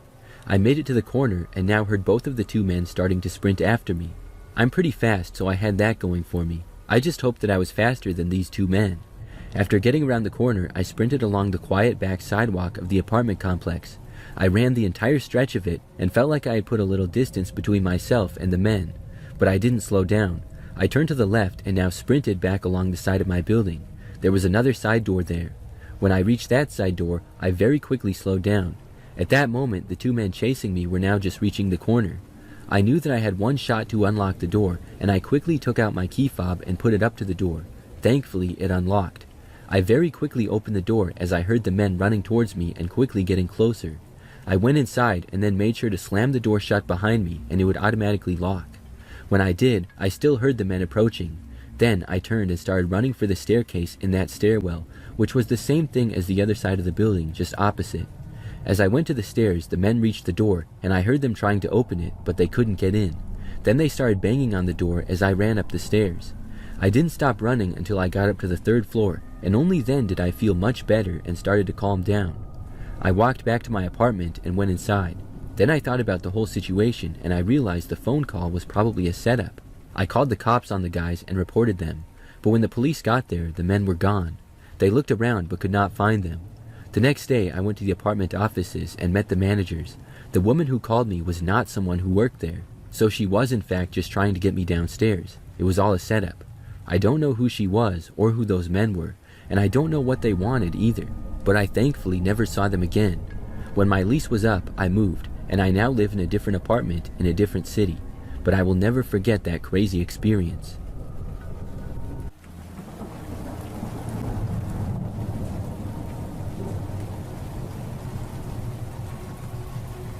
This happened when I was in high school. It was the summertime, and I think that I was about 15 or so. So I was home alone because both my parents had work, and my older sister also worked. I was too young to have a job, so I just stayed home and played video games on most days. That's what I was doing on one morning when I heard a knock on the door. when I heard a knock on the front door. I never liked to answer the door. I didn't know who it was, but I figured it to be a salesman or something. I didn't even bother to get up. Whoever was at the door knocked again one more time. I just ignored it and kept playing video games. I hoped that they would go away, and after that second time, they stopped knocking. I figured that they were gone, so I never left my bedroom. So I continued gaming, and I quickly forgot about it. It was maybe 1 or 2 hours later when I heard a knocking at the front door again. I figured that the same person was back, but I still didn't know who it was. This time, though, I figured that I better get up and see. Plus, I was curious if they were going to be knocking on the door multiple times a day. So I left my bedroom and I walked over towards the door. I saw some random guy standing there, and I had no idea who he was, but I still didn't want to answer the door. He didn't seem to notice me, so I quickly went away. I went back to my bedroom and then just hoped that the guy would realize nobody was going to answer the door. I didn't know what he wanted, but I didn't really care either. The knocking stopped, and I figured that he was gone again. Moments later, the home phone rang. I didn't know if it would be my parents or something, so I got up to answer it. When I arrived at the phone, I picked it up and said hello. I heard a man's voice on the other end who I did not recognize. He said, "Answer the door," and then he hung up. I was really freaked out now. I went over to a window and looked out and saw that that same man was still standing there. I figured he had to be the one who just called. This was really strange, but it didn't make me want to answer the door anymore. In fact, it made me want to answer the door even less. A lot less. I went back into my bedroom and tried to just ignore it all. After that, I didn't hear any more knocking.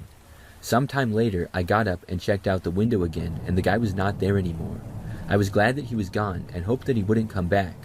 For the rest of that day, there was no more knocking. Soon my sister and parents got home from their jobs. I remember that later that night, my parents and I were in the living room. My dad noticed out the window there was a car parked on the side of the street.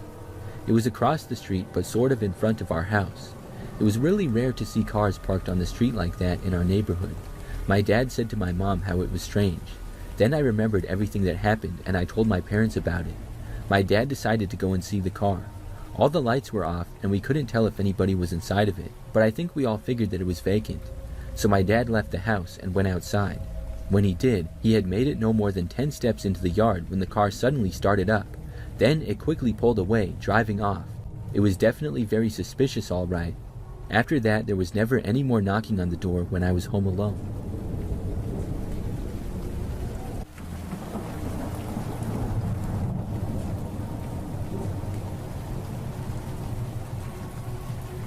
When I was 12 years old, I lived with my parents and older brother.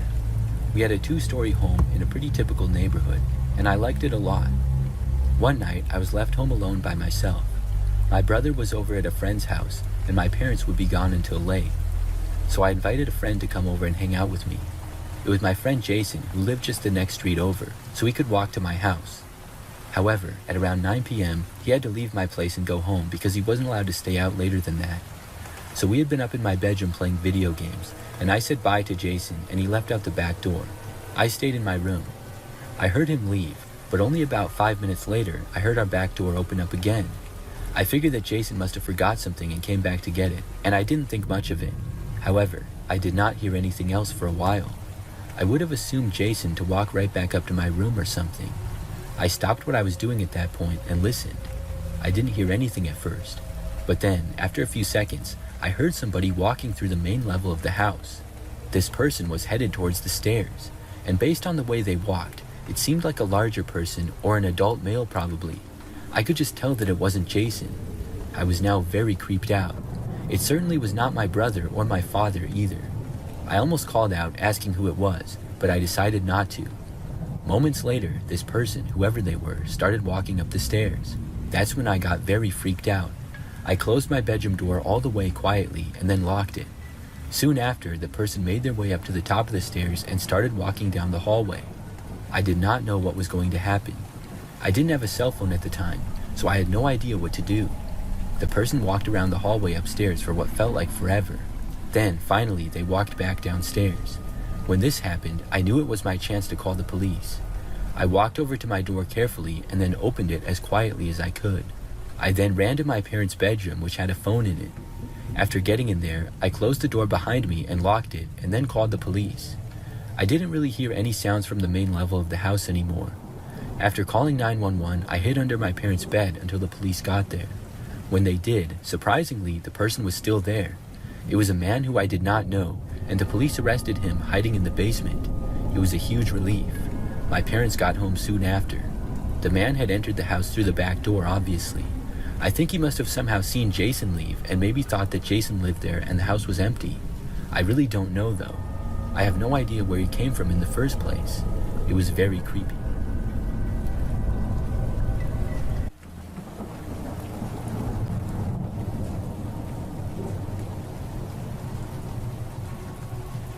I currently live with my husband in a house, and we got married 2 years ago. But prior to that, when I was a single woman living alone, I lived in this apartment building. This was years ago, and overall, I liked living there. It was a nice one-bedroom place, and I lived on the second floor of the building, and the building was pretty new. One time though, something really scary happened. I was home by myself one day that I had off of work. Sometime in the afternoon, there was a knock at my door. I didn't know who it would be, and I walked over to the door to look out the peephole before answering. When I did, I saw some guy standing there who I did not recognize. He had this sort of bag with him, and the guy was wearing what looked like a tool belt. As I was looking at him through the peephole, he knocked again, this time announcing himself as maintenance. At that point, I opened the door for him, realizing that he must be the maintenance worker for the building. When I opened the door, he said that they were updating the key fobs for the building, and that it was a quick programming change. I asked him what that meant, and he told me to just give him my key and he would get it reprogrammed and back to me in like 5 minutes. So I stupidly gave him my key, trusting him and believing that he was the maintenance man. But as you maybe could guess by now, he was in fact not the maintenance man. However, I'm telling you, this guy played the role well, and I think he could have fooled many people. And even prior to that, at the apartment building that I lived in before that one, they literally did have to update the key fobs and lock system. That time, the maintenance guy did not get the key from me, but the system updated automatically. However, I remember seeing an email about it. So I guess that was still fresh in my mind and contributed to me believing him. Anyways, I gave him my key and he walked away, saying that he would be back in a few moments. Well, after he left, 5 minutes went by and there was nothing. Then 10 minutes, and then 15. When 30 minutes had gone by and the guy still didn't return, I was very confused. I wondered what was taking him so long, and I thought that maybe he forgot about me. So at that point, I decided to go down to the management offices because that was my only key. Thankfully, the offices were in my building. I walked down there and entered, and there was a woman working at the desk. I told her about the situation, and she told me that there was no update for the keys or locks. She said definitively that the maintenance guy would not be asking for my key, and asked who had come to my door. When I described him, she said that was not the maintenance guy who worked at the building. So I realized that I had been scammed by some random guy, and now he had my key. So at that point, the police were called. They came out to the building, and basically I talked to them and gave them my story, and they made a report. Then they looked around the property for the guy, but they couldn't find him, and then they left. Meanwhile, I was freaking out knowing that some random guy had my only apartment key. The manager at the complex was able to give me another key to the unit, but was unable to change the locks. She basically said that they could not change the locks right away, and a different company had to be contacted for that and stuff, and they would not be able to do so until the following day. I asked if I could stay in a different unit for that night or something, but she said no. So basically, I was on my own for the night. I really should have got myself a hotel, but I did not. I didn't have that much money at the time, and I thought that I should be good for one night. So I took all my valuables and brought them into my bedroom. Then I locked my apartment door, and then locked my bedroom door as well, and went to sleep. However, that night when I was in bed starting to drift off, I heard a noise. It was the sound of my apartment door being unlocked. Instantly, I was really nervous. Then I heard the door opening. I knew that the man was back. I didn't waste any time, and I called 911 on my phone, and did it as quietly as I could. I ran into the connected bathroom in my bedroom and locked that door as well. Now I had 2 locked doors between myself and the intruder, but it still didn't feel like enough. I had no weapons to defend myself with or anything. As the man walked through my apartment, I quietly spoke to the cops on the phone. Then, pretty quickly, the guy tried opening my bedroom door. I was giving the police my address and telling them to hurry. I heard the man messing around with my door handle for a while. Obviously, my key fob would not unlock my bedroom door. That one locked from the inside, but the man was fumbling around with the door like he was trying to pick the lock. That's what I thought he was trying to do. This seemed to go on for quite a long time. I heard him messing around near the doorknob, and I was hoping that he wouldn't get in. And remembering him from before, he had a tool belt, so who knows what kind of lock-picking devices he had. After like 5 minutes that felt like a lot longer, I actually heard my bedroom door open. This really freaked me out. Now he was in my bedroom and there was only one door separating us. He walked around and soon made his way to the bathroom door. He tried opening that, but it was obviously locked as well. Then he lightly knocked on the door and said, "Maintenance." I didn't answer, but I was really freaking out now. Then the guy started to mess around with that lock. I knew that it was only a matter of time before he would be able to pick that one as well and get into the bathroom. I was terrified. But just seconds later, I heard more footsteps in the hallway and then heard them enter my apartment. The police were there. They got inside and announced themselves. I remember the man walked away from me and the cops were telling him to put his hands up. The guy tried talking his way out of it, claiming that he was confused and thought that this was his place. But the police weren't buying it and he was obviously lying. The man was arrested and I felt much better. After that, I was paranoid for a while, and even still, I'm sometimes really crazy about locking doors. Like if I'm home by myself, I always make sure that every door is locked multiple times and stuff. Overall, that was by far the craziest thing that happened to me when I lived alone.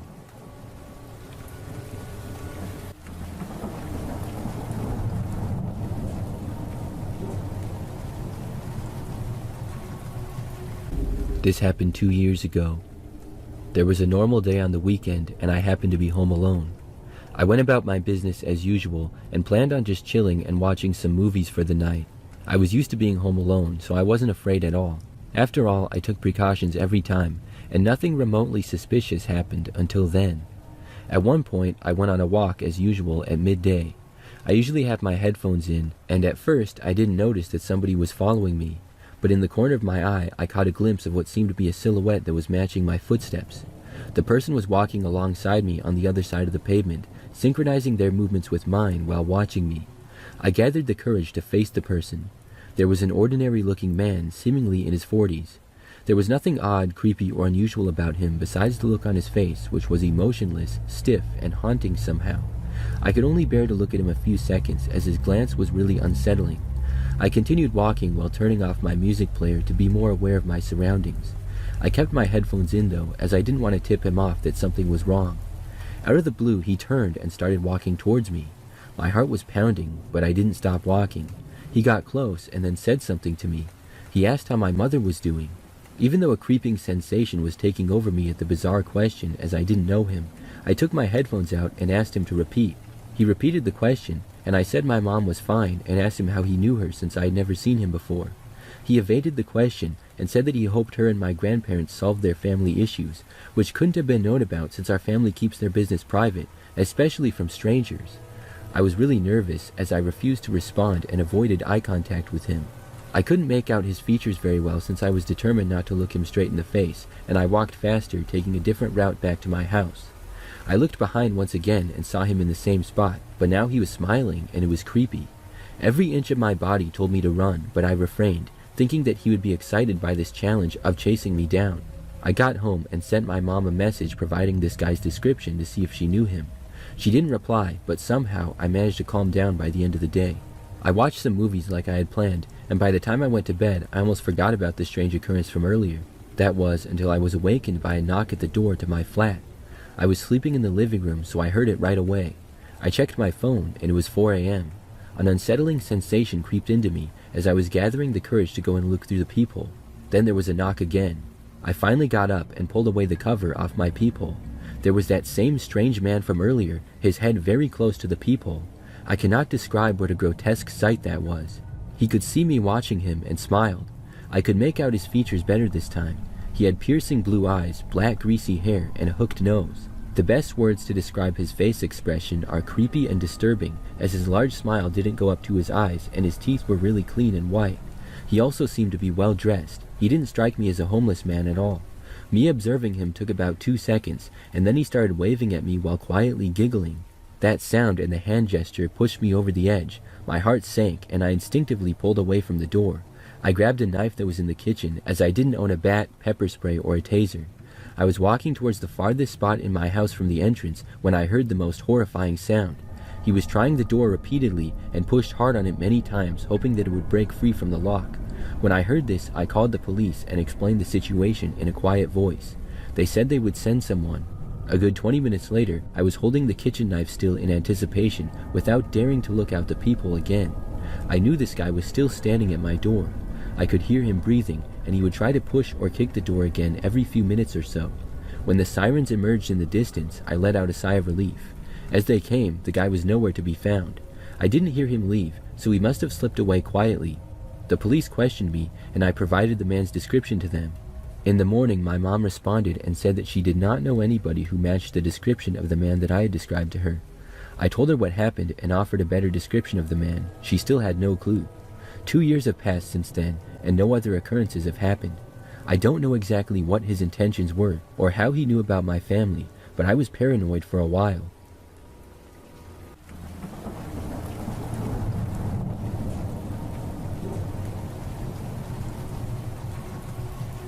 I recently remembered something crazy that happened back when I was younger. I think I was like 12 years old, and I recall that my parents left me home alone one night, which turned out to be a mistake. We lived in a pretty average neighborhood, in my opinion, and I had been left home alone several times before, not a ton, but enough to make me feel comfortable being home by myself. I don't remember where my parents were going, but I know that it was nighttime. I was in my bedroom when out of nowhere the doorbell rang. So I left my room and went to go see who was there. When I got to the window, I saw a man standing on the front step. He was wearing a McDonald's hat and a McDonald's shirt, indicating that he worked there. At first, I remember I thought that he was delivering food. But looking back, that was stupid because I know that McDonald's does not deliver. Sure, you can get it delivered like on Uber Eats or stuff like that, but a McDonald's employee is not going to drive to your house like a pizza guy. And back at the time of this story, food delivery was mostly just for pizza. I, as a 12-year-old, didn't know that though, and despite there not being food in the man's hands, I walked over to the door. I just remember thinking that he probably was delivering to the wrong house, and I needed to tell him that he was at the wrong place. So I went over and answered the door. When I opened it, he did not say that he had a delivery though. The guy said hi and asked if he could come in and use the phone. Right away, he seemed like a sketchy person when he was talking, and I even thought that, being a 12-year-old kid. The guy was skinny and overall looked kind of messy. He had greasy hair and a very patchy sort of beard, if you could even call it that. I knew that I probably should not let a stranger inside. I wanted to say no, but at first I did. I said no, but then the guy asked if he could just use the bathroom quick. He said that he would be really quick and then just leave. Now, I had no idea who he was or where he had come from or why he was at our door. I should have just slammed the door in his face, but instead, I did not. I told him that he could. I instantly felt stupid and regretted it. But I really thought that he was just going to use the bathroom and then leave. He entered the house and walked right past me and down the hallway. He walked really fast as well. He very quickly left the room and was gone out of my sight. The only problem is that he didn't even go where the bathroom was. In fact, he hadn't even asked me where it was at all. I stayed in the living room not knowing what to do. I waited for the man for a few minutes. After like 5 minutes had gone by and there was no sign of him or anything, I was getting worried.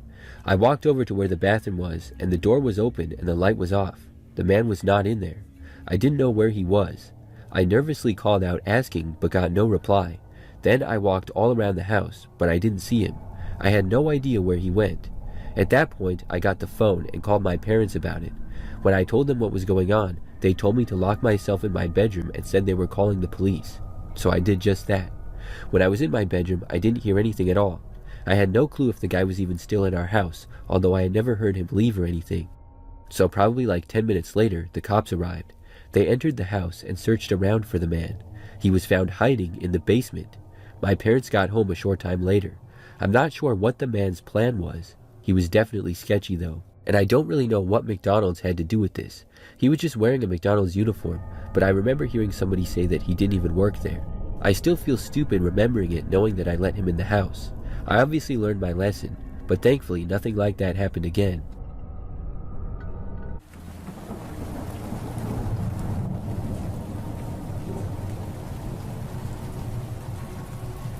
This is something that happened just a few weeks ago. It's still very fresh in my mind, and it gives me the creeps to think back to it. So it was an average night, and I was at home by myself. I live alone in an apartment building. I have a one-bedroom place on the 4th floor of the building. Overall, the place is nice, and nothing strange happened in my time here. This particular night, I did not have work the next day, so I was staying up late. I was just in my living room hanging out for a while, watching TV and playing around on my phone. Eventually, I got tired and decided to go to bed. By this point, it was probably like 1 o'clock in the morning or so. I turned off the TV, then turned out all the lights and was getting ready to get in bed. However, out of nowhere, I heard the sound of a knock on my apartment door. Instantly, I really got the creeps. When you're alone in a silent and dark apartment in the middle of the night, hearing a knock on the door has a different kind of effect. I wondered who on earth it could be. I slowly and quietly walked over to my front door. In that time period, whoever was there did not knock again. I did not dare open the door, but instead I looked through the peephole. When I did, I saw a man standing there wearing a creepy clown mask. It was a scary sight to see. I almost jumped back and ran away. He wasn't directly looking at me or anything, but standing like he was waiting for me to open the door. But I did not. I was not sure if he knew I was there on the other side of the door looking at him or not. I remained there and watched him. This was really weird because it was not anywhere near Halloween time, so why would someone be wearing this creepy clown mask? The guy kept standing around. He wasn't completely still, and a few times he took a step back and looked around, but he remained at the door a lot longer than I thought he would. I kept watching and didn't look away. Eventually, after what I would estimate to be about 2 or 3 minutes, he walked off down the hallway. I kept watching to make sure that he wouldn't come back. After about 5 minutes, I finally went to bed. Since then, he still hasn't come back or anything, but I'm still wondering who it was and why he did it. I'm not aware of him knocking on anybody else's door. I'm sure that I would have heard it if he did. I don't know any of my neighbors, and I don't know if anyone would pull a prank like that. I wonder what would have happened if I had answered the door, but I'm really glad I didn't.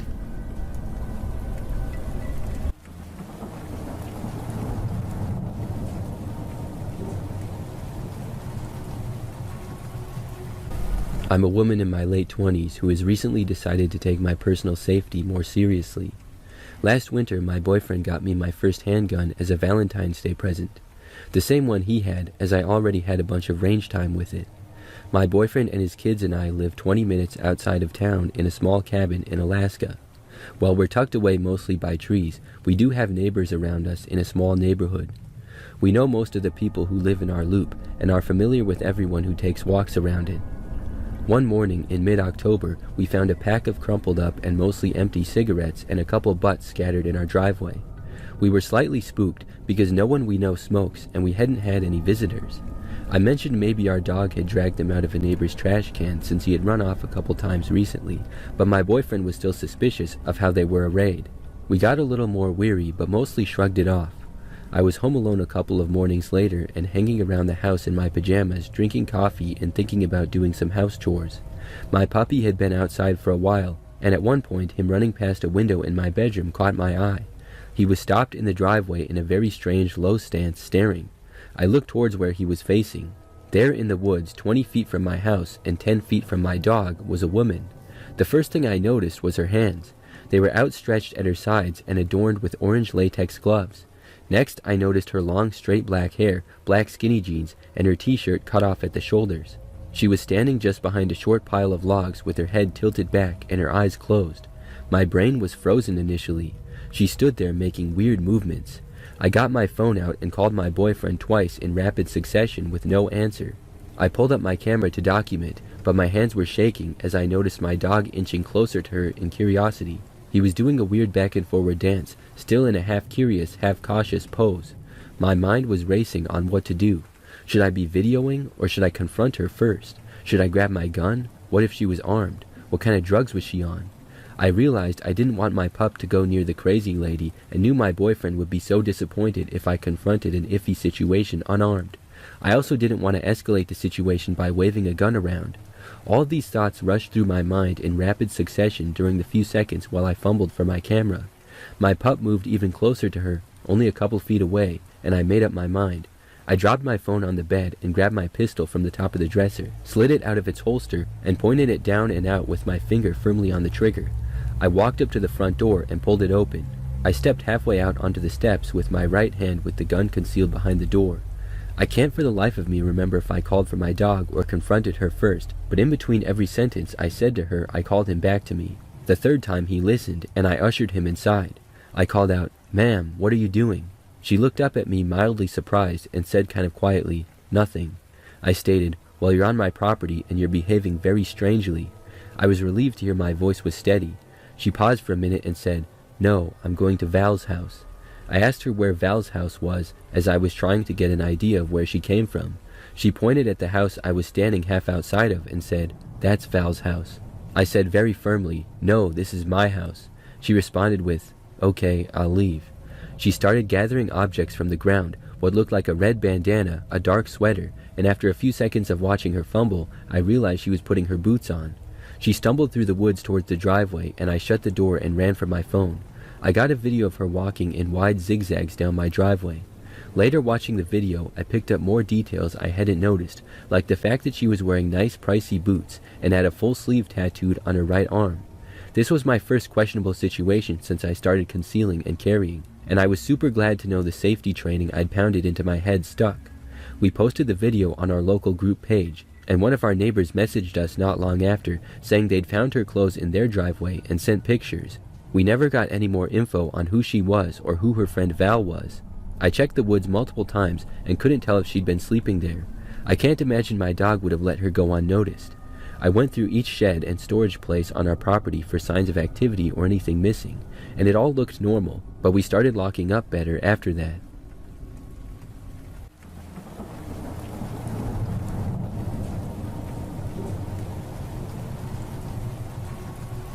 This happened one frozen day in January many years ago.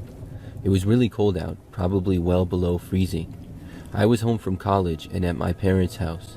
It was Christmas break and I didn't have to return to university for another couple weeks, so I was just using this time to relax and rest, as I did not have a job at the time or anything going on really. I would see my friends and hang out with them sometimes when I was home, but on this day I slept into probably 9 o'clock in the morning or so. When I woke up, both my parents were gone to work already, so I was home alone. I remember that I left my bedroom and went downstairs and turned up the heat because it was freezing. There was a decent amount of snow on the ground and I didn't dare go outside. But right after I got downstairs, I heard the sound of snow crunching from the backyard. It was like somebody was walking back there. Obviously I didn't know who would be in our backyard, so I walked over to the back side of the house and found a window. I looked out of it to see what was going on. When I did, I saw a man dressed in a full snowsuit walking there. The man had black snow pants, boots, a black coat, and was wearing a ski mask and even ski goggles it looked like, as well as gloves. So his identity was completely a mystery, but he looked fairly tall.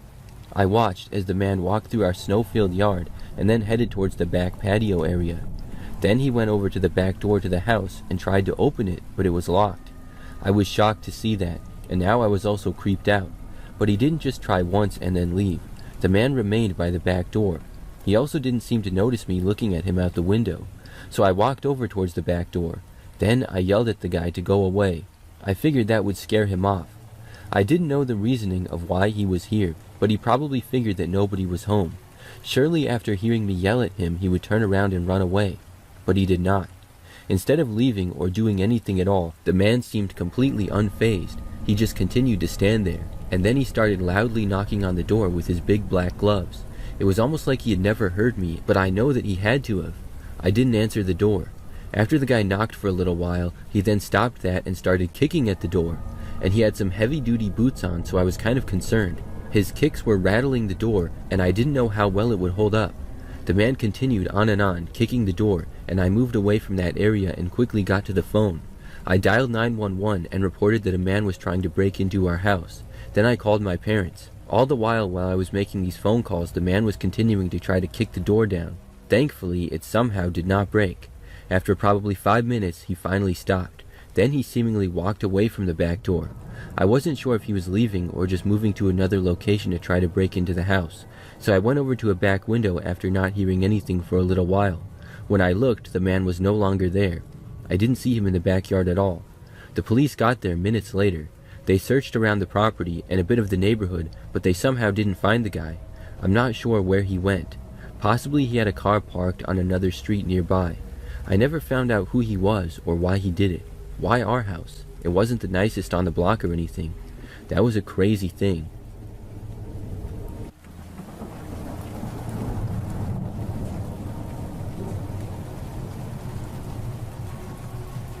I used to like power outages because it was fun as a kid having the whole house dark and only using flashlights and candles and such. That changed one night 3 years ago. It was late October, a little after 11 p.m. I was home alone because my roommate was visiting her parents. I had worked a long shift, so I went to bed early. I remember scrolling on my phone until my eyes felt heavy. I must have fallen asleep around 10:30 p.m. About an hour later, I woke up for no clear reason. I glanced at my alarm clock and saw the numbers were dark. The power was out. I reached over to look for my phone on the nightstand, but the charger light wasn't on. My phone had been at 2% when I went to bed, if I remembered right, and it hadn't charged it at all with the power being out. As soon as I opened it and tried to use the flashlight, my phone died on me. My next course of action was to go downstairs, grab a flashlight, and check through the windows if my neighbors still had power. I got out of bed and walked towards the hallway. When I stepped out of my room, I stopped. I stood and listened. I told myself houses make sounds, and I was on edge because the lights were out. Still, I moved quietly and carefully as I made my way slowly towards the stairs. Halfway down, I froze again. This time, I heard a faint click, like metal lightly touching metal. I didn't know what the sound was, but I forced myself to keep moving. At the bottom of the stairs, I peeked my head around the corner towards the kitchen and the back door, which is where the sound had come from when I was standing on the stairs. From where I was, I could see the back door was closed, but the small curtains over the window were moving slightly. Even though it was dark, from my spot, I could also see the deadbolt on the back door was unlocked. I always lock it every night. It was a habit that had been drilled into me since childhood. I couldn't see most of the kitchen from where I was looking around the corner, only about a fourth of it that contained the area with the back door, but I knew someone was inside my house. I didn't know where the intruder was, but I decided to take a risk, and I bolted through the living room and out the front door and into the yard. I didn't even stop to put shoes on. I jumped over the small fence and ran to my neighbor's house, banging their door until they opened it. Oddly enough, my neighbor's power was still working. The police came and searched through my house. They found a small cut in the power box outside, like someone had cut the main cable. They found muddy prints in the kitchen, hallway, and near the stairs, but they didn't find the person. Nothing was stolen and nothing was broken. Whoever had walked into the house in the dark slipped away when I ran.